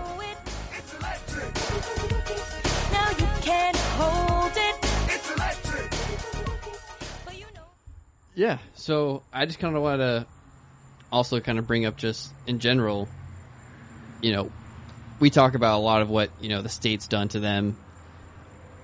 Just to give it a quick glimpse of what people who might say, which I would think of right now is a very small group of people who say we should be there, is the troops there, you know, did good, right? They found people who may have done injustices to people around them. You know, a lot of times people bring up the aspect of, you know, rape and slavery and a lot of things that we would see here as injustices, rightfully so, because people's rights, human rights, are being violated and stomped on, which is great.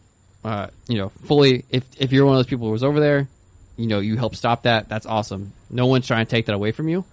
It's just unfortunate that that occurred along the same time and along the lines that we were destroying communities over there. You know, like we've talked about in general, you know, tearing that place up through war, and a place that, unfortunately, through history, has not had the best of luck. You know, you can look at a lot of places in history, too, that have not had great luck. But the Middle East, during Genghis Khan and during the Mongol invasion, completely got destroyed. You know, it was a place that, you know, had a library that, you know, some historians would say was on par with the Library of Alexandria. And, you know, Genghis Khan and his sons, I mean, just wiped that place off the earth. You know, It's destroyed everything, you know, enslaved the women and children, burned the library, cut up people, threw them over walls, burning, so it would burn all the houses. And in a way, you know, that's not anything we did, but over the past fucking 60 years now almost. America's slowly been doing something, not similar, but destroying something that's there, right? So a place that's been destroyed over and over again, how does that place have time to rebuild if currently in the past, 60 years, we currently continue going over there and just wreaking havoc in the name of justice, in the name of making it better, when I think everybody here could agree that only comes from people within wanting to do that. And if that's not something that people want to do, you can't force it. Just like you can't force someone in the United States to want to better themselves. And I just bring that up because, in a way you can kind of see, this is me just kind of like thinking outside the box right now, what's going on as, again, not a one-on-one comparison, but what happened here in America, right? We wanted a revolution and we pushed for it and we were able to change. I don't know anything particular about the Taliban, unfortunately, or fortunately, I guess, however you want to phrase that, but they're the ones currently over there who are like, fuck this American regime who's over here telling us what to do, destroying us, bombing us, killing our civilians. Yes, some of them and maybe a majority of them have, tendencies that we would say, hey, that's fucked up, that's trampling on human rights, that should not be happening. But at least they're pushing up against something that, at a time, Americans did the same against the English, right? Yep. You could see the Taliban as the revolutionaries. Again, this is me thinking way out of the box. History, and only time will tell to see what happens. I mean, that's definitely how they see themselves. Correct. Right? Yeah. I would hope so. Yeah. And how probably probably, I don't know about significant, but at least a good portion of Afghanistan probably sees them that way too. Mm-hmm. Because, like you said, they see the Americans as a occupying force, which as is an empire. what it is. Yeah. And so, a lot of them would rather experience oppression under their countrymen than experience oppression under foreigners. Mm-hmm. And I think that's something I can totally agree with. Yeah. I rather be with everything I hate about the American government, and mainly being one, I'd much rather be oppressed by Desantis than be oppressed by a Chinese dictator. Yeah. Right? Right. Exactly. That's the thing that I think, and we kind of mentioned it earlier, is like people just need to imagine, like, what if China came over here and we were like like people like to say with like, if anarchy ever happened, we'd be like just like a decentralized group of like tribes or whatever. And, the next day the Chinese would supposedly conquer us, which never fucking happened, but whatever. But so just imagine that, like, we're a decentralized group and the Chinese came over here and just said that, we need to conform to their type of government because it's, obviously superior because, look, they're over here with all this equipment and shit, so obviously they're better. And then, they start just indiscriminately killing whoever they deem as a terrorist. And that's, I think, one thing that should be eye-opening to at least Americans on the right now, is how easy it is to label someone a terrorist. Yep. It's not hard at all. It's just whoever doesn't conform is a terrorist, according to them. Conform with the modern day definition of what is right. Right. Whatever they deem is right. Exactly. As, if you don't agree, subjective as that is. Exactly. Yeah. I mean, that's my point. It's not really grounded in anything. It's like, I mean, what everybody agrees with, and then the media propagates to you, then that's the narrative. And if you don't fit in that narrative, then you become a terrorist. Yeah. And we all saw that screenshot recently from the TV message. From the TV. From the TV. Yeah. It was literally one TV. Like, it was kind of funny. Like, we all saw the same picture. Yeah, it was the same picture from the same TV. Right. I know what you mean. And it was like the DHS claimed like these 3 things made people a terrorist. Or maybe it didn't make you a terrorist, but it was like things to look out for domestic terrorism. Right, and like one of them was like opposition to COVID measures. Yeah. And like it was just like, really? That's like you're defining a terrorist as someone who is opposed to your tyrannical COVID measures. Yeah. Like that's should be eye-opening to everyone. It really should be, but especially to the American right, because you can see how you're being put in a box, and they're going to label you and they're going to demonize you, and eventually it could get pretty ugly. Yeah. So, I want to play a little bit devil's advocate here. Yes. Yeah, I'm gonna bring out the old devil. But so the left is gonna agree with this, like, hands down. Their guy pulled out. I think there's a lot of people who agree that this was a bad decision and it should have been done a while ago. So I'm excluding those people. Okay. But you have a lot of the left that's like, oh, our guy did it, we agree with it. They're not questioning it. Mm-hmm. Biden did it, we're for it, whatever. Right. Well, they're saying, so if Trump would have done it, when he was in office, it would have been the same debacle. Right. I guess probably. Right. Well, I'm just saying, like, those people are going to say that. And then because of this retarded two-party system that we have some people on the right, they're going to say this was a massive mistake. They did it wrong. If Trump was in office and they did it, they're going to be people who are saying that the whole idea of leaving was a bad idea. Right. And there's going to be people who will say, "Oh, they should have done it this way because or left in a more organized fashion," which I think we can kind of agree with on some level. But yes. But at the same time, there's also going to be people who are saying, "Now we're going to have terrorist attacks. Now we're going to have," you know what I'm saying? Right. And so, like, what is our rebuttal to that? I don't know. I mean, if you really think that we are more vulnerable to terrorist attacks now, I just don't understand where that logic is coming from. Yeah, I guess that would be my biggest retort. Well, it's like, what was stopping them from committing terrorist attacks before? Well, also, and I just, sorry to break you guys up, I just heard this from another podcast. Got excited. Yeah, well, it's actually, like, what I heard was pretty good, is, like, think of the last 3 terrorist attacks we've had on U.S. soil, right? So it's the Boston Marathon. Yep. And if you want to put a conspiracy hat on, super questionable how that happened, because the FBI knew a lot of what was going on. Yeah. Right. As they do with most. And then as they did with 9/11, which is the next one. Right. And during the entire... and also Oklahoma. And, I mean, you could keep going on. Correct. Pearl Harbor. So it's almost like, like Cameron asked, what's stopping, or if you're putting your devil's advocate, what's stopping from another terrorist attack? The CIA's negligence. That, or they see an opportunity to let something happen so they can take control. Right. So negligence, whether it be intentional or not. Yeah. And that's kind of how I see the whole thing that's happening right now with all of the equipment being seized by the Taliban. It's exactly what I thought. I think that negligence, purposeful negligence, is playing a factor here.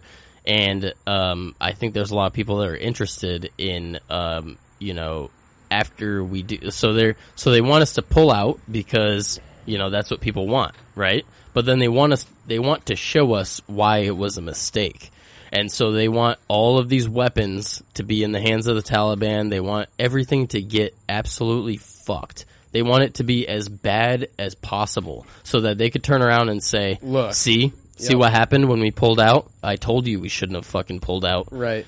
And regardless of how much we left there for them. Yeah, and that's what I think is really happening right now with what you see with all of these bases being overran, and lo and behold, there's fucking rooms of equipment. There's fucking tarmacs full of have you guys seen some of those fucking helicopters. pictures? Yeah. Like literally like bedrooms, like you can't even like you almost can't even open the door. Like 5-6 feet of like just guns. It's a wet dream. Stacked, piled. Like, dude, somebody literally opened the door and we're just chucking guns into this room. Yeah. That's insane. And then, crates of drones and just, software. And the second I saw that, I said, oh, this is a contingency plan to give us a reason to go back. right? Yeah. It was like it wasn't even like I didn't even have to think about it. I was like, oh, that makes sense. Like, why wouldn't they leave shit there? Yeah, and time will tell to see if that's true. And to talk about your point, Chris, about negligence, is I have no doubt, and to bring it back to the people who actually sacrificed during this whole time, and people on the ground who were like, "We're leaving. Why don't we either take this shit or destroy it?" We've been there for 20 fucking years. You can't tell me we didn't have a month to put together like a plan to get to round up all the equipment. What I'm saying is I don't doubt. Well, Yeah, what I'm saying is I don't doubt that any of the grunt people there were like, why aren't we destroying this shit? Oh, Why aren't I'm we sure taking of it. Yeah, I'm and sure. It's the guys on the upper Yeah. who are like, no, I got word we can't touch this stuff. We have to Yeah. leave. Exactly. Right. And that's And- just fucked up. And the thing, like, I mean, anyone who has knowledge of guns, like, you don't have to destroy them. Just take the critical components out. Bolt carriers. Yeah, take all the bolt carriers. Yeah. It's literally not that hard. Just literally stuff a bunch of bolt carriers in boxes and take them with you. Yeah, they're And not gonna guess, find- guess what they have? Fucking shells of M4s that they need bolt carriers for. And like, how where the are they fuck going to are get the them? Taliban going to make bolt They'll carriers? probably fucking order them from Brownells or something. Like what? You know? Yeah. It's, Amazon? They're yeah, 100. Brownells is like, They're that's 150. weird. Yeah, they're 150 We just got bucks each, 400,000 orders for bolt carriers to Afghanistan? Like, oh, might as well fill it. so. Yeah, might as well. Might as well fill the order. But no, I think you're 100% nail on the head with what you just said, Chris, how they left that shit there intentionally. You know, I know the official narrative is that we left it for the Afghan National Army. Yeah. But I don't buy that for They a already second. had the equipment. They already had the Yeah, equipment. we've they been needed. training them for 20 years. You can't tell me we didn't give them their own equipment at this point.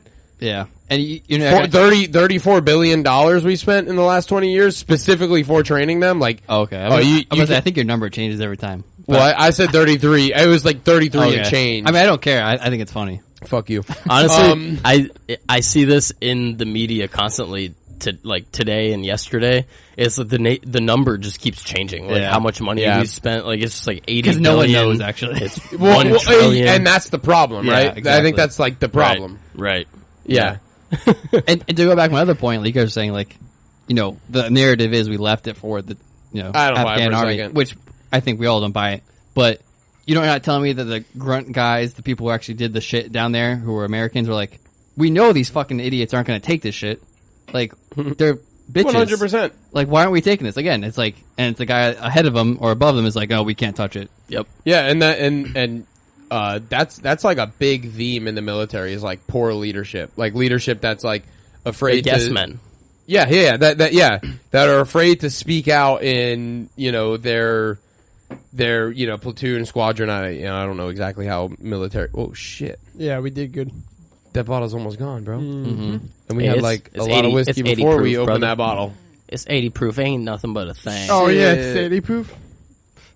That's tap water right there. Yeah, boy, break out the other bottle. Eh? That might have been Kool-Aid. No, but what you're saying, Nick, is like, again, it's bad leadership from the top down. Right? Yeah. It's just the perpetuating issue of, you know, leaders being afraid to, Question the motives. yeah, question the motives and give their superiors like pushback in the interest of their, you know, their squadron, platoon, like whatever they're in charge of. And this reminds me of a post that Tony Cowden posted today. Yeah. He said- So he me said- and Chris follow a lot of like, you know, former special forces guys or just guys in the military because, you know, we're gun guys. So that's what we're basing this on. Guys that actually have firsthand experience that talk about this shit all the time being like basically the military's biggest problem. But what he said today was, he was like, you know, when you join the military, you know what you're signing up for. You're a soldier. You're not a political, pundit. Politician? You're not a political pundit. You're not. Whenever you're in the military, you have no politics. You go along with whatever your superiors tell you, and that's the deal that you sign when you sign a contract to join the military. And so, you know, you can't really complain about what they forced you to do, or, I mean, you can, but it's like, you know, You knew what you signed up for. you knew what you signed up for. You're not there to play politics. You're there to take orders and follow orders. Yeah. And so, you know, it's it's sad what happened to all of the all of the troops who served over there and gave years of their life for this country for what they thought was a good cause. But in the end, that's what you signed up for, and it's just sad what they used them for. It was they used. That's really the best way to describe it. They were used. They got conned into fighting this war that was not our war in the first place, and a war that could it was a war that couldn't be won. It wasn't ours to win, and it couldn't be won, and it wasn't necessary. Yeah, like you said, it's like I think I read something today. You guys might have saw it going around that what Ron Paul had posted something like his option for this was just put a humongous what's the word on Bin Laden's head, bounty on his head with some other things, and that was his idea for fighting this. Yeah, it's like would have saved us a fuck ton of money and lives, right? Yeah, well, the Taliban offered to hand over Bin Laden within the first month that we were at war. Yep. And George Bush declined because he said we can do it on our own. And then American could do it. And then whenever they had him cornered, they fucked it up. Yeah, they let him go. They had him cornered in the mountains. It was almost as if it was on purpose. Everything kind of points to that. Yeah. Yeah. All of the special forces guys that were out there, and they were ready. They were fucking there. They had him cornered, and they wanted to fuck him up, and they were told to stand down, that they weren't allowed to move in, and he fled to Pakistan, and Pakistan sheltered him. Yep. And he disappeared for years. Yep. It's crazy. I mean, literally within a month, we could have ended that war, but they chose not to. Right, that was when they cornered him in like the northern region of Afghanistan, right? Like up in the mountains and shit. Yeah, like north. I remember that northeast Afghanistan, like up against the border of Pakistan. Yeah, yeah, it's insane. But yeah, I mean, I'm just thankful that I was, young enough that by the time I was of the age where I could join the military, it had been a decade that we were over there, and it was very obvious that it was a sham. Yeah. Because, I mean, if I was 5 years older, I probably would have joined. Mm-hmm. I mean, I grew up a military kid. I always had, like, this feeling, or this, like, this feeling that I had, like, a duty to my country to serve at least, like, 3 years or, do my part. And, I mean, when I was 18, I still felt that way. And thankfully, I had a dad who served multiple tours and told me that was a fucking stupid idea and that I should go to college and make use of, my good grades. And look, now you're on the corner of 66. Yeah. Talk on this podcast. There's corner of 60. So now I'm homeless, so it's fucking great. I mean, now you're on the largest political podcast on Spotify. In Vero Beach. in Cameron's porch. Yeah. Oh, shit. Yeah, no, but, I mean, it's fucking... Watching some of the videos, man, it's just so sad, and... I don't know. I think, if anything, if you... Yeah, I know he said that... Oh, I was like, what the fuck was that? Yeah, I don't know. I think if you were someone that served over there and you're feeling kind of hopeless and like you just spent, whatever you did over there was time wasted and, you watched horrible things happen to, people that you considered family and brothers and, I think at the very least you should find solace in the fact that you gave hope to people who were hopeless for, a very long time. And I at the end of the day, I don't think that was necessarily wasted time. Yep. I don't think, you should, I don't know. It's, I'm not in your shoes, so I can't say for certain what it feels like, but just try and find solace in the fact that you gave hope to the hopeless. And that's not time. Yeah. I mean, you can't put a price tag on that. I know, you sacrificed, your youth and, probably a lot of relationships and... Some of them lives, Yeah. And some of them, they sacrificed everything, but... That's the worst part about this war machine is that it takes Everything. some of the most ambitious, some of the most capable young people in our country, and it sends them overseas to fight for some cause that we don't even have a fucking end goal. You know, it's a crime against humanity what these fucking suits do to like the young generations of our country. They make them believe that they're fighting for some righteous cause, and it's all just self-serving. It's all just a fucking sham, and it's an absolute criminal act. Okay, so next question for you guys. Do you think that as Americans are watching this take place, right, on their TV screens and on their computer screens, and you're not watching it on your TV screen. You're watching it probably on Instagram or Facebook because it doesn't seem like the news really gives a fuck about it. True. But as this is happening, as you're watching this take place, do you believe Americans are looking at this as like, okay, let's not make this mistake again?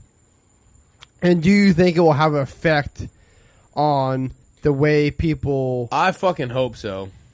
Yeah. That's all I fucking hope so. That's all I can say. I hope people will remember... But you know what? They're not going to. They're not going to. I hate to say it because how many times have we been through this dog and pony show? People forget shit very quickly. Yeah. Yeah, and it takes, not to be like... when was the whole, like, Saigon thing? What, 76? 75? Yeah, 75. Yeah, that was 60 years ago? Less than 60 years ago? 50 years ago? Yeah, that was the Vietnam War. That was the lie at that time. We're stopping the spread of communism or whatever, and guess what? Vietnam became communist after we left, so that didn't work out too well. And it didn't spread. So okay. So if you're responding to my question, your answer is people need to understand their history, right? Yeah. Is that what you're saying? I think it would help a lot. I think it's also, this has kind of been something we've been saying in the last couple of podcasts now. Is it's up to the Liberty Movement, in my eyes, to keep bringing this up. And it's something that they have been doing, which is great. But, you can never let go of this, right? It's, thankfully we're out of Afghanistan now. But why were we here in the first place? And continue to bring up, again, we were in Vietnam. Again, not a 1-to-1 ratio. But you can see very clear similarities. And the same thing is happening, right? We're all seeing the same picture of the helicopter taking off. It's very eerie. Literally the same helicopter. Yeah, same serial number like you guys were saying earlier. Yeah, one of the helicopters that was used for the Kabul evacuation, the numbers on the side of the chopper were, you could see the numbers, and it was the exact same numbers that were on the chopper, one of the Chinooks that was used at the Saigon evacuation, and it was the embassy. According to Instagram sources, so I don't know. Look this up for yourself. But the airframe for that helicopter was sold from the U.S. Army at the time of Vietnam to DOS, which is Department of Security. Yeah, so I'm not sure exactly what that stands for, but it was sold to DOS, and they used it for the Kabul evacuation this time around. Same and exact helicopter. It got left on the airstrip and destroyed, so it's gone now. R.I.P. But R.I.P. It served its purpose. Yeah, and all I'm trying to say is we have to continually hammer this point in, and because this is going to happen again. Why? Because it's happened the past 60 years, and something else is going to pop up, whether it be poppy fields in another nation or gas or minerals in other nations that people in the United States, the government want control of. Yeah, we're not done getting sold into wars, that's for sure. Yeah, it'll never happen, and that'll never end. And like we mentioned, is it going to be negligence or negligence? There's a G in there. It's not negligence. It's whiskey hour. Yeah, yeah. Negligence of whiskey hour. the CIA and the FBI just letting something possibly happen on U.S. soil so they can rally everybody's, patriotism to get them to go through something. Or, it's a stacked deck we're going against for sure when it comes to the liberty movement of trying to bring this up and trying to keep this in people's minds because of the power the U.S. government has. If they want to be somewhere, they're going to find a way to get the public propaganda opinion. machine. Correct. But it's a fight that needs to happen. They really just take advantage of Americans' goodwill. Yeah. The average American person just wants to live in peace, and I think that's true for most people in the world. But the extent that Americans have like a feeling of wanting to help people, like it's pretty obvious that Americans like to help people. We are obviously the country that provides the most aid for any country throughout the world. Like we provide the most foreign aid out of any country in the world, and the federal government likes to take credit for that and say that they're what's the word, the charitable ones. But really, that's our money. Yeah, remember, they don't make any money. Yeah, they take it from government us. doesn't Right. produce anything. And so they like to just take advantage of people's goodwill and be like, these people over here are suffering and we can help. And this is how. And then they come up with their little fucking plan to murder 1 million people and somehow bring peace to some part of the world 3,000 miles away from us. Air quotes peace. Yeah. And as long as we have some sort of benefit in it, right? Yeah, and it always ends in disaster, except for the people who run the weapons companies, the people who run the contractor companies. Those people all make out like bandits. Yeah, I'm sure the rest of us suffer. I'm sure Raytheon got a nice paycheck over the last 20 Raytheon, years. Boeing, fucking Lockheed Martin. Yep. Yeah, these people all made out like fucking bandits over the past 20 years, and they're not sorry for it. They love it. Hey, but when it's fucking time for social justice in America, they're the first ones to post about, the fact that they have all these, human rights, whatever. Whiskey hour. Whiskey hour. No, you know what I mean? Remember like a couple months ago when Lockheed Martin, when the whole George Floyd thing was going on, they're like, they had all these, minority promotional type of like posts, and it's like, yeah. You're making fucking bombs to blow up innocent people in literally halfway around the world, like. But but all of a sudden you're worried about human rights, or you're selling weapons to a government that's going to sell weapons to a government that throws gay people off buildings. yeah, exactly. But oh great, you have black vice president of marketing. Like it's good for you guys. We got a black. You're so woke. We got a black. What is it? Secretary of Defense. Yeah. Some First black shit Secretary like of Defense. Miles something. I don't know. I don't even know his fucking name. Miles Austin, I think. Or no, that's a football player. I think his last name's Austin. But like it's just it's all fucking just optics. It's all optics. Exactly. Yeah. And that's what frustrates me the most about the whole like woke crowd. Woke. I said that weird, didn't I? Woke. You put a little extra. I put an L in there. That's like a whiskey, bro. WOLK. Woke. That's what bothers me the most about the woke crowd. It's like they're only concerned about optics, right? Yeah. Like Definitely. unless you're willing to get to literally hold on to the fucking landing gear of a C-17 for an unknown amount of hours, right? They didn't know where that fucking plane was going.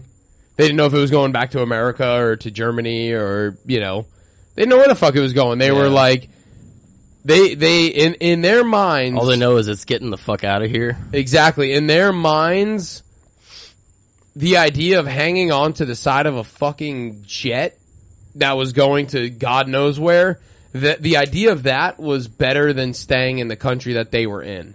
That is oppression. Yeah. That's oppression. If you can tweet about your oppression, you're not fucking oppressed. Yeah. And that's not to say that there aren't injustices that happen in America. There are. I'm not ignorant enough to believe that there are not. But you can't sit here and, say you're all about human rights and equality and this and that and only focus on Aunt Jemima being removed from a fucking syrup bottle. It's fucking first world problems, man. I remember whenever Donald Trump got elected, I had some Facebook friends that were like, I'm so sorry to all the black people who won't be able to go to certain stores now. They won't be able to go to certain places. Dude, it was ridiculous. Because, Trump's America is going to be so racist and they're just going to discriminate against black people. And that's what they were saying. And it's like, well, guess what? Today, we actually have a form of oppression in the form of these fucking vaccine requirements where certain people actually aren't allowed to go into stores. They actually aren't allowed. And I'm like, where the fuck are you now? Yeah. And they're nowhere to be found. Well, they're too busy being morally righteous and pushing for, the safety of... So you're fucking made up, like, bullshit theories that there was going to be some sort of fucking Jim Crow resurgence in America when Donald Trump came was a legitimate concern. But now that there's actually people being kept from stores, being kept from their daily lives, you're fucking silent. So what does that say about you? It says you're a grifter. Exactly. Yeah. Yeah, I mean, it's just, I think it's a classic look of these people now agree with the empire that's in control, or the people who are controlling the empire they agree with. And it's like, oh, well, I agree with these people, and it's their fault for not getting the vaccine, right?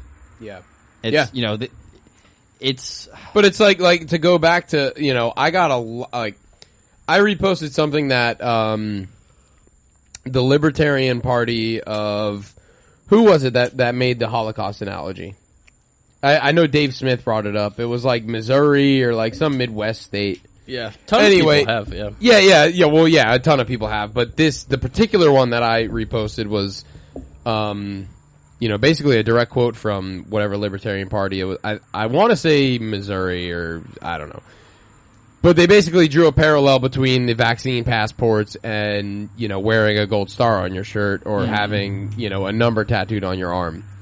And I got a lot of shit for that. But, basically because... we're air quotes not being forced to get the vaccine.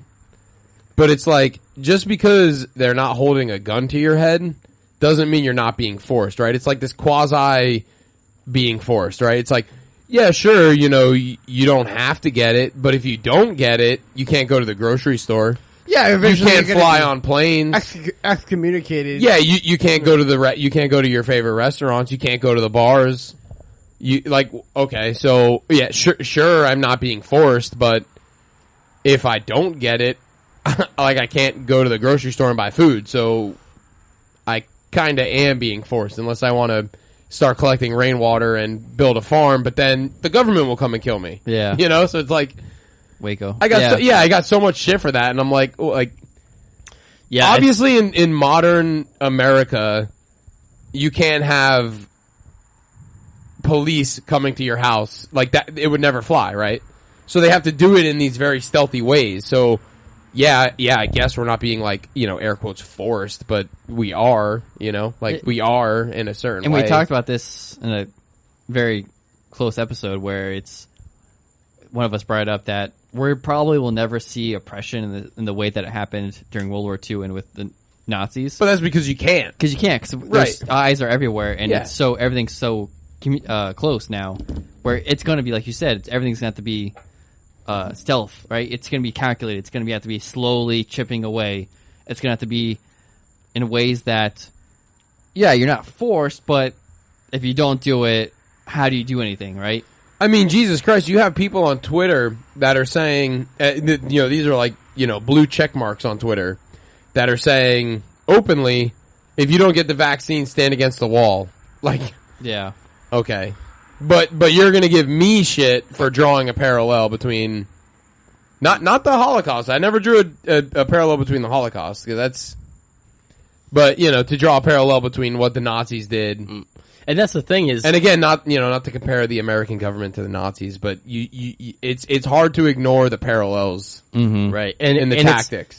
it's like you just said. It's not a parallel to the Holocaust. Right. It's a 'Cause those are parallel. different things. It's a parallel to the tactics that led up to the Holocaust. Right. And that's the point. And that's where you need to start realizing it, because once the Holocaust is happening, it's too late. Yeah, exactly.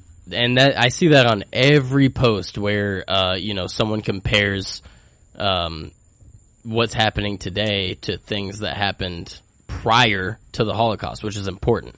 Right, and it's so easy for the left, and it's ironic because when people were calling Bernie supporters Hitler and Nazi, nobody batted an eye, but it's so easy for the left Right. to it's so easy for those same people to dismiss it on this premise because you know what I'm trying to say? Yeah. No, I it's so remember- easy for them to dismiss it because it's like, oh, you're trying to say vaccine passports are the same thing as killing 300 million or whatever number it was, killing X amount of Jews. Like, no, that's not what I fucking said, idiot. Like, read what I said, Yeah. and you'll know that's not what I said. Yeah. They really came after you for this, huh? Oh, dude, I got so much shit, bro. From good friends too, and I'm like, dude, how what the You got something to say, Chris? Or No, I mean, I guess just to wrap that up is just it's not obvious when it starts to happen. It never is. yeah, Exactly. And- it's. I mean, not break And by the time that you realize that it's as bad as it is, it's too late. Yep. And that's basically what the point is, vaccine passports aren't comparable to the Holocaust. No, Gotta they're finish not. it. Gotta finish But it. they are comparable to some of the measures that the Nazis took to dehumanize Jews Yes. prior to the Holocaust. Yes. And that's what the point is that these are all steps that lead to a greater evil, and you just gotta recognize those things. And this is even shit. Yeah, I know we mentioned it. Because we're doing a fucking COVID podcast again, third one in a row. God but damn it. I know. This is shit that Yuri, whatever the fuck his last name is, the KGB defector. He's outlined all of this. He's given the playbook. We know exactly what to expect, and people are still surprised and still perpetuating the narrative. And it's dude, this guy fucking told us what exactly the playbook. He gave us the playbook, and we're just gonna ignore it. Also, I want to bring up too. It's very easy, like you guys said. You're not correlating vaccine passports to the Holocaust. You're Right.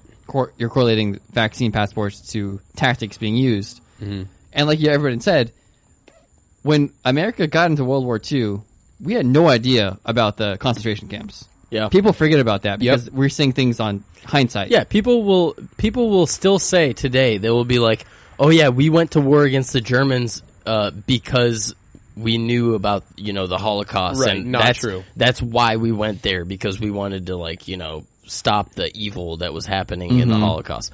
No, we had no fucking idea that was happening. And it's a good thing to bring up so people remember.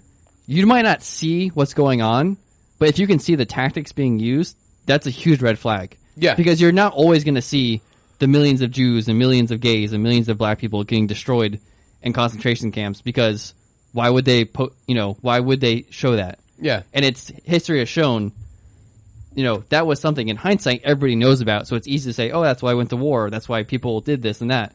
Well, that's false. That was something that got found out once Germany got destroyed. Right. And just to kind of go along with this theme, another good thing to mention is Hitler was fucking elected. Yeah. He was elected into power. Yep. I mean, Democracy I think at work. Yeah, I think really. you can connect that to this war. You know what I'm saying? Like people, Which one? the Yeah. the one Somalia, the one we Kuwait, just Libya. fled from. The one we just fled from. Yeah. But I'm saying you can correlate that same idea because we're not seeing innocent people getting blown up. You know what I'm saying?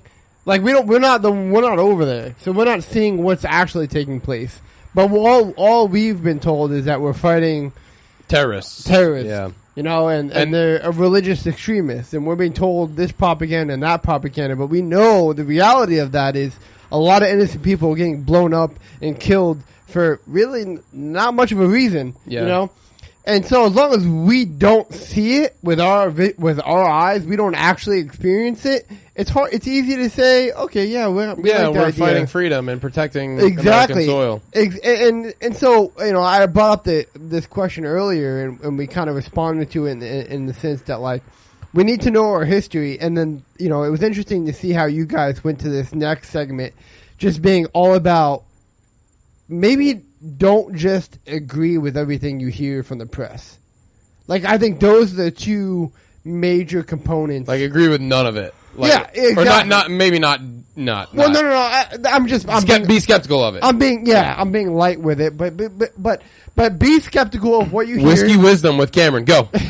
No, I'm just saying be skeptical of what you hear in the news, and also know your history. Knowing your history is like 90% of the battle. Because Yeah. I mean, almost everything that has ever happened has already happened once before. Exactly. Just in a different region, under different circumstances. Yeah, and that seems like that kind of sums up our conversation here. Yeah. It's like, know what has happened in the past, and also be skeptical of what you're seeing now. Because, I mean, if you have those two components kind of taking place in your mind when you're looking at this sort of thing, it becomes very obvious. I was just going to say, it becomes very easy to see what's actually going on. I know this song. You know what I'm saying? I know this. I've book. seen this movie before. Exactly. I know the Like, ending. what's the Mark Twain quote? Like, history doesn't repeat But it itself, rhymes, but it yeah. often rhymes. Oh, yep. Yeah. Wow, that's good. It's I never heard that before. yeah, like, you know, people always use that quote, you know, history repeats itself, but yeah, it's not It does, but it's not always not totally so apparent. true. It's not.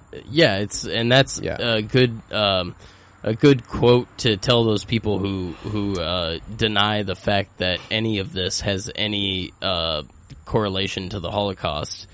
You know, history doesn't repeat itself, but it often rhymes. Right. Yeah. Wow, that's good, man. Yeah. Fuck. I mean, shit. Unless anybody has any closing quotes. Or closing thoughts, comments, whatever. I feel like, fuck, that's a pretty good... Yeah, I think that's a good place to end. I just want to say, just to end on the Afghanistan thing that we were talking about, super glad we're out. Wish it was sooner. Unfortunately, I don't think it's going to last as long as we all hope it would. Nope. And if you're now just opening your eyes, or your eyes are being open to what's been happening, look just a country or two over. We still have many places we need to get out of, you know, many bases we need to leave, and many countries that we don't need to be in. And read Scott Horton's books. Yes. He fucking Yeah, lays it all Scott out. Horton's good with foreign policy, man. Anti-war, I think he is. He's got Fool's Errand. He's got Enough Already. He's got he's got a website though. Yeah, the I think it's website antiwar.com. yes, yeah. Amazing. Great source. Well, shit. Don't hurt people. Don't take this stuff. Yeah. Government bad, taxes evil. Chris, Yeah. what do you got to say? F-150 is bad. Yeah, stay away from F-250. Stay away from F-250s, especially the dualies. Yeah, Extra tires, bro. Yeah. Yeah. All right. Good night.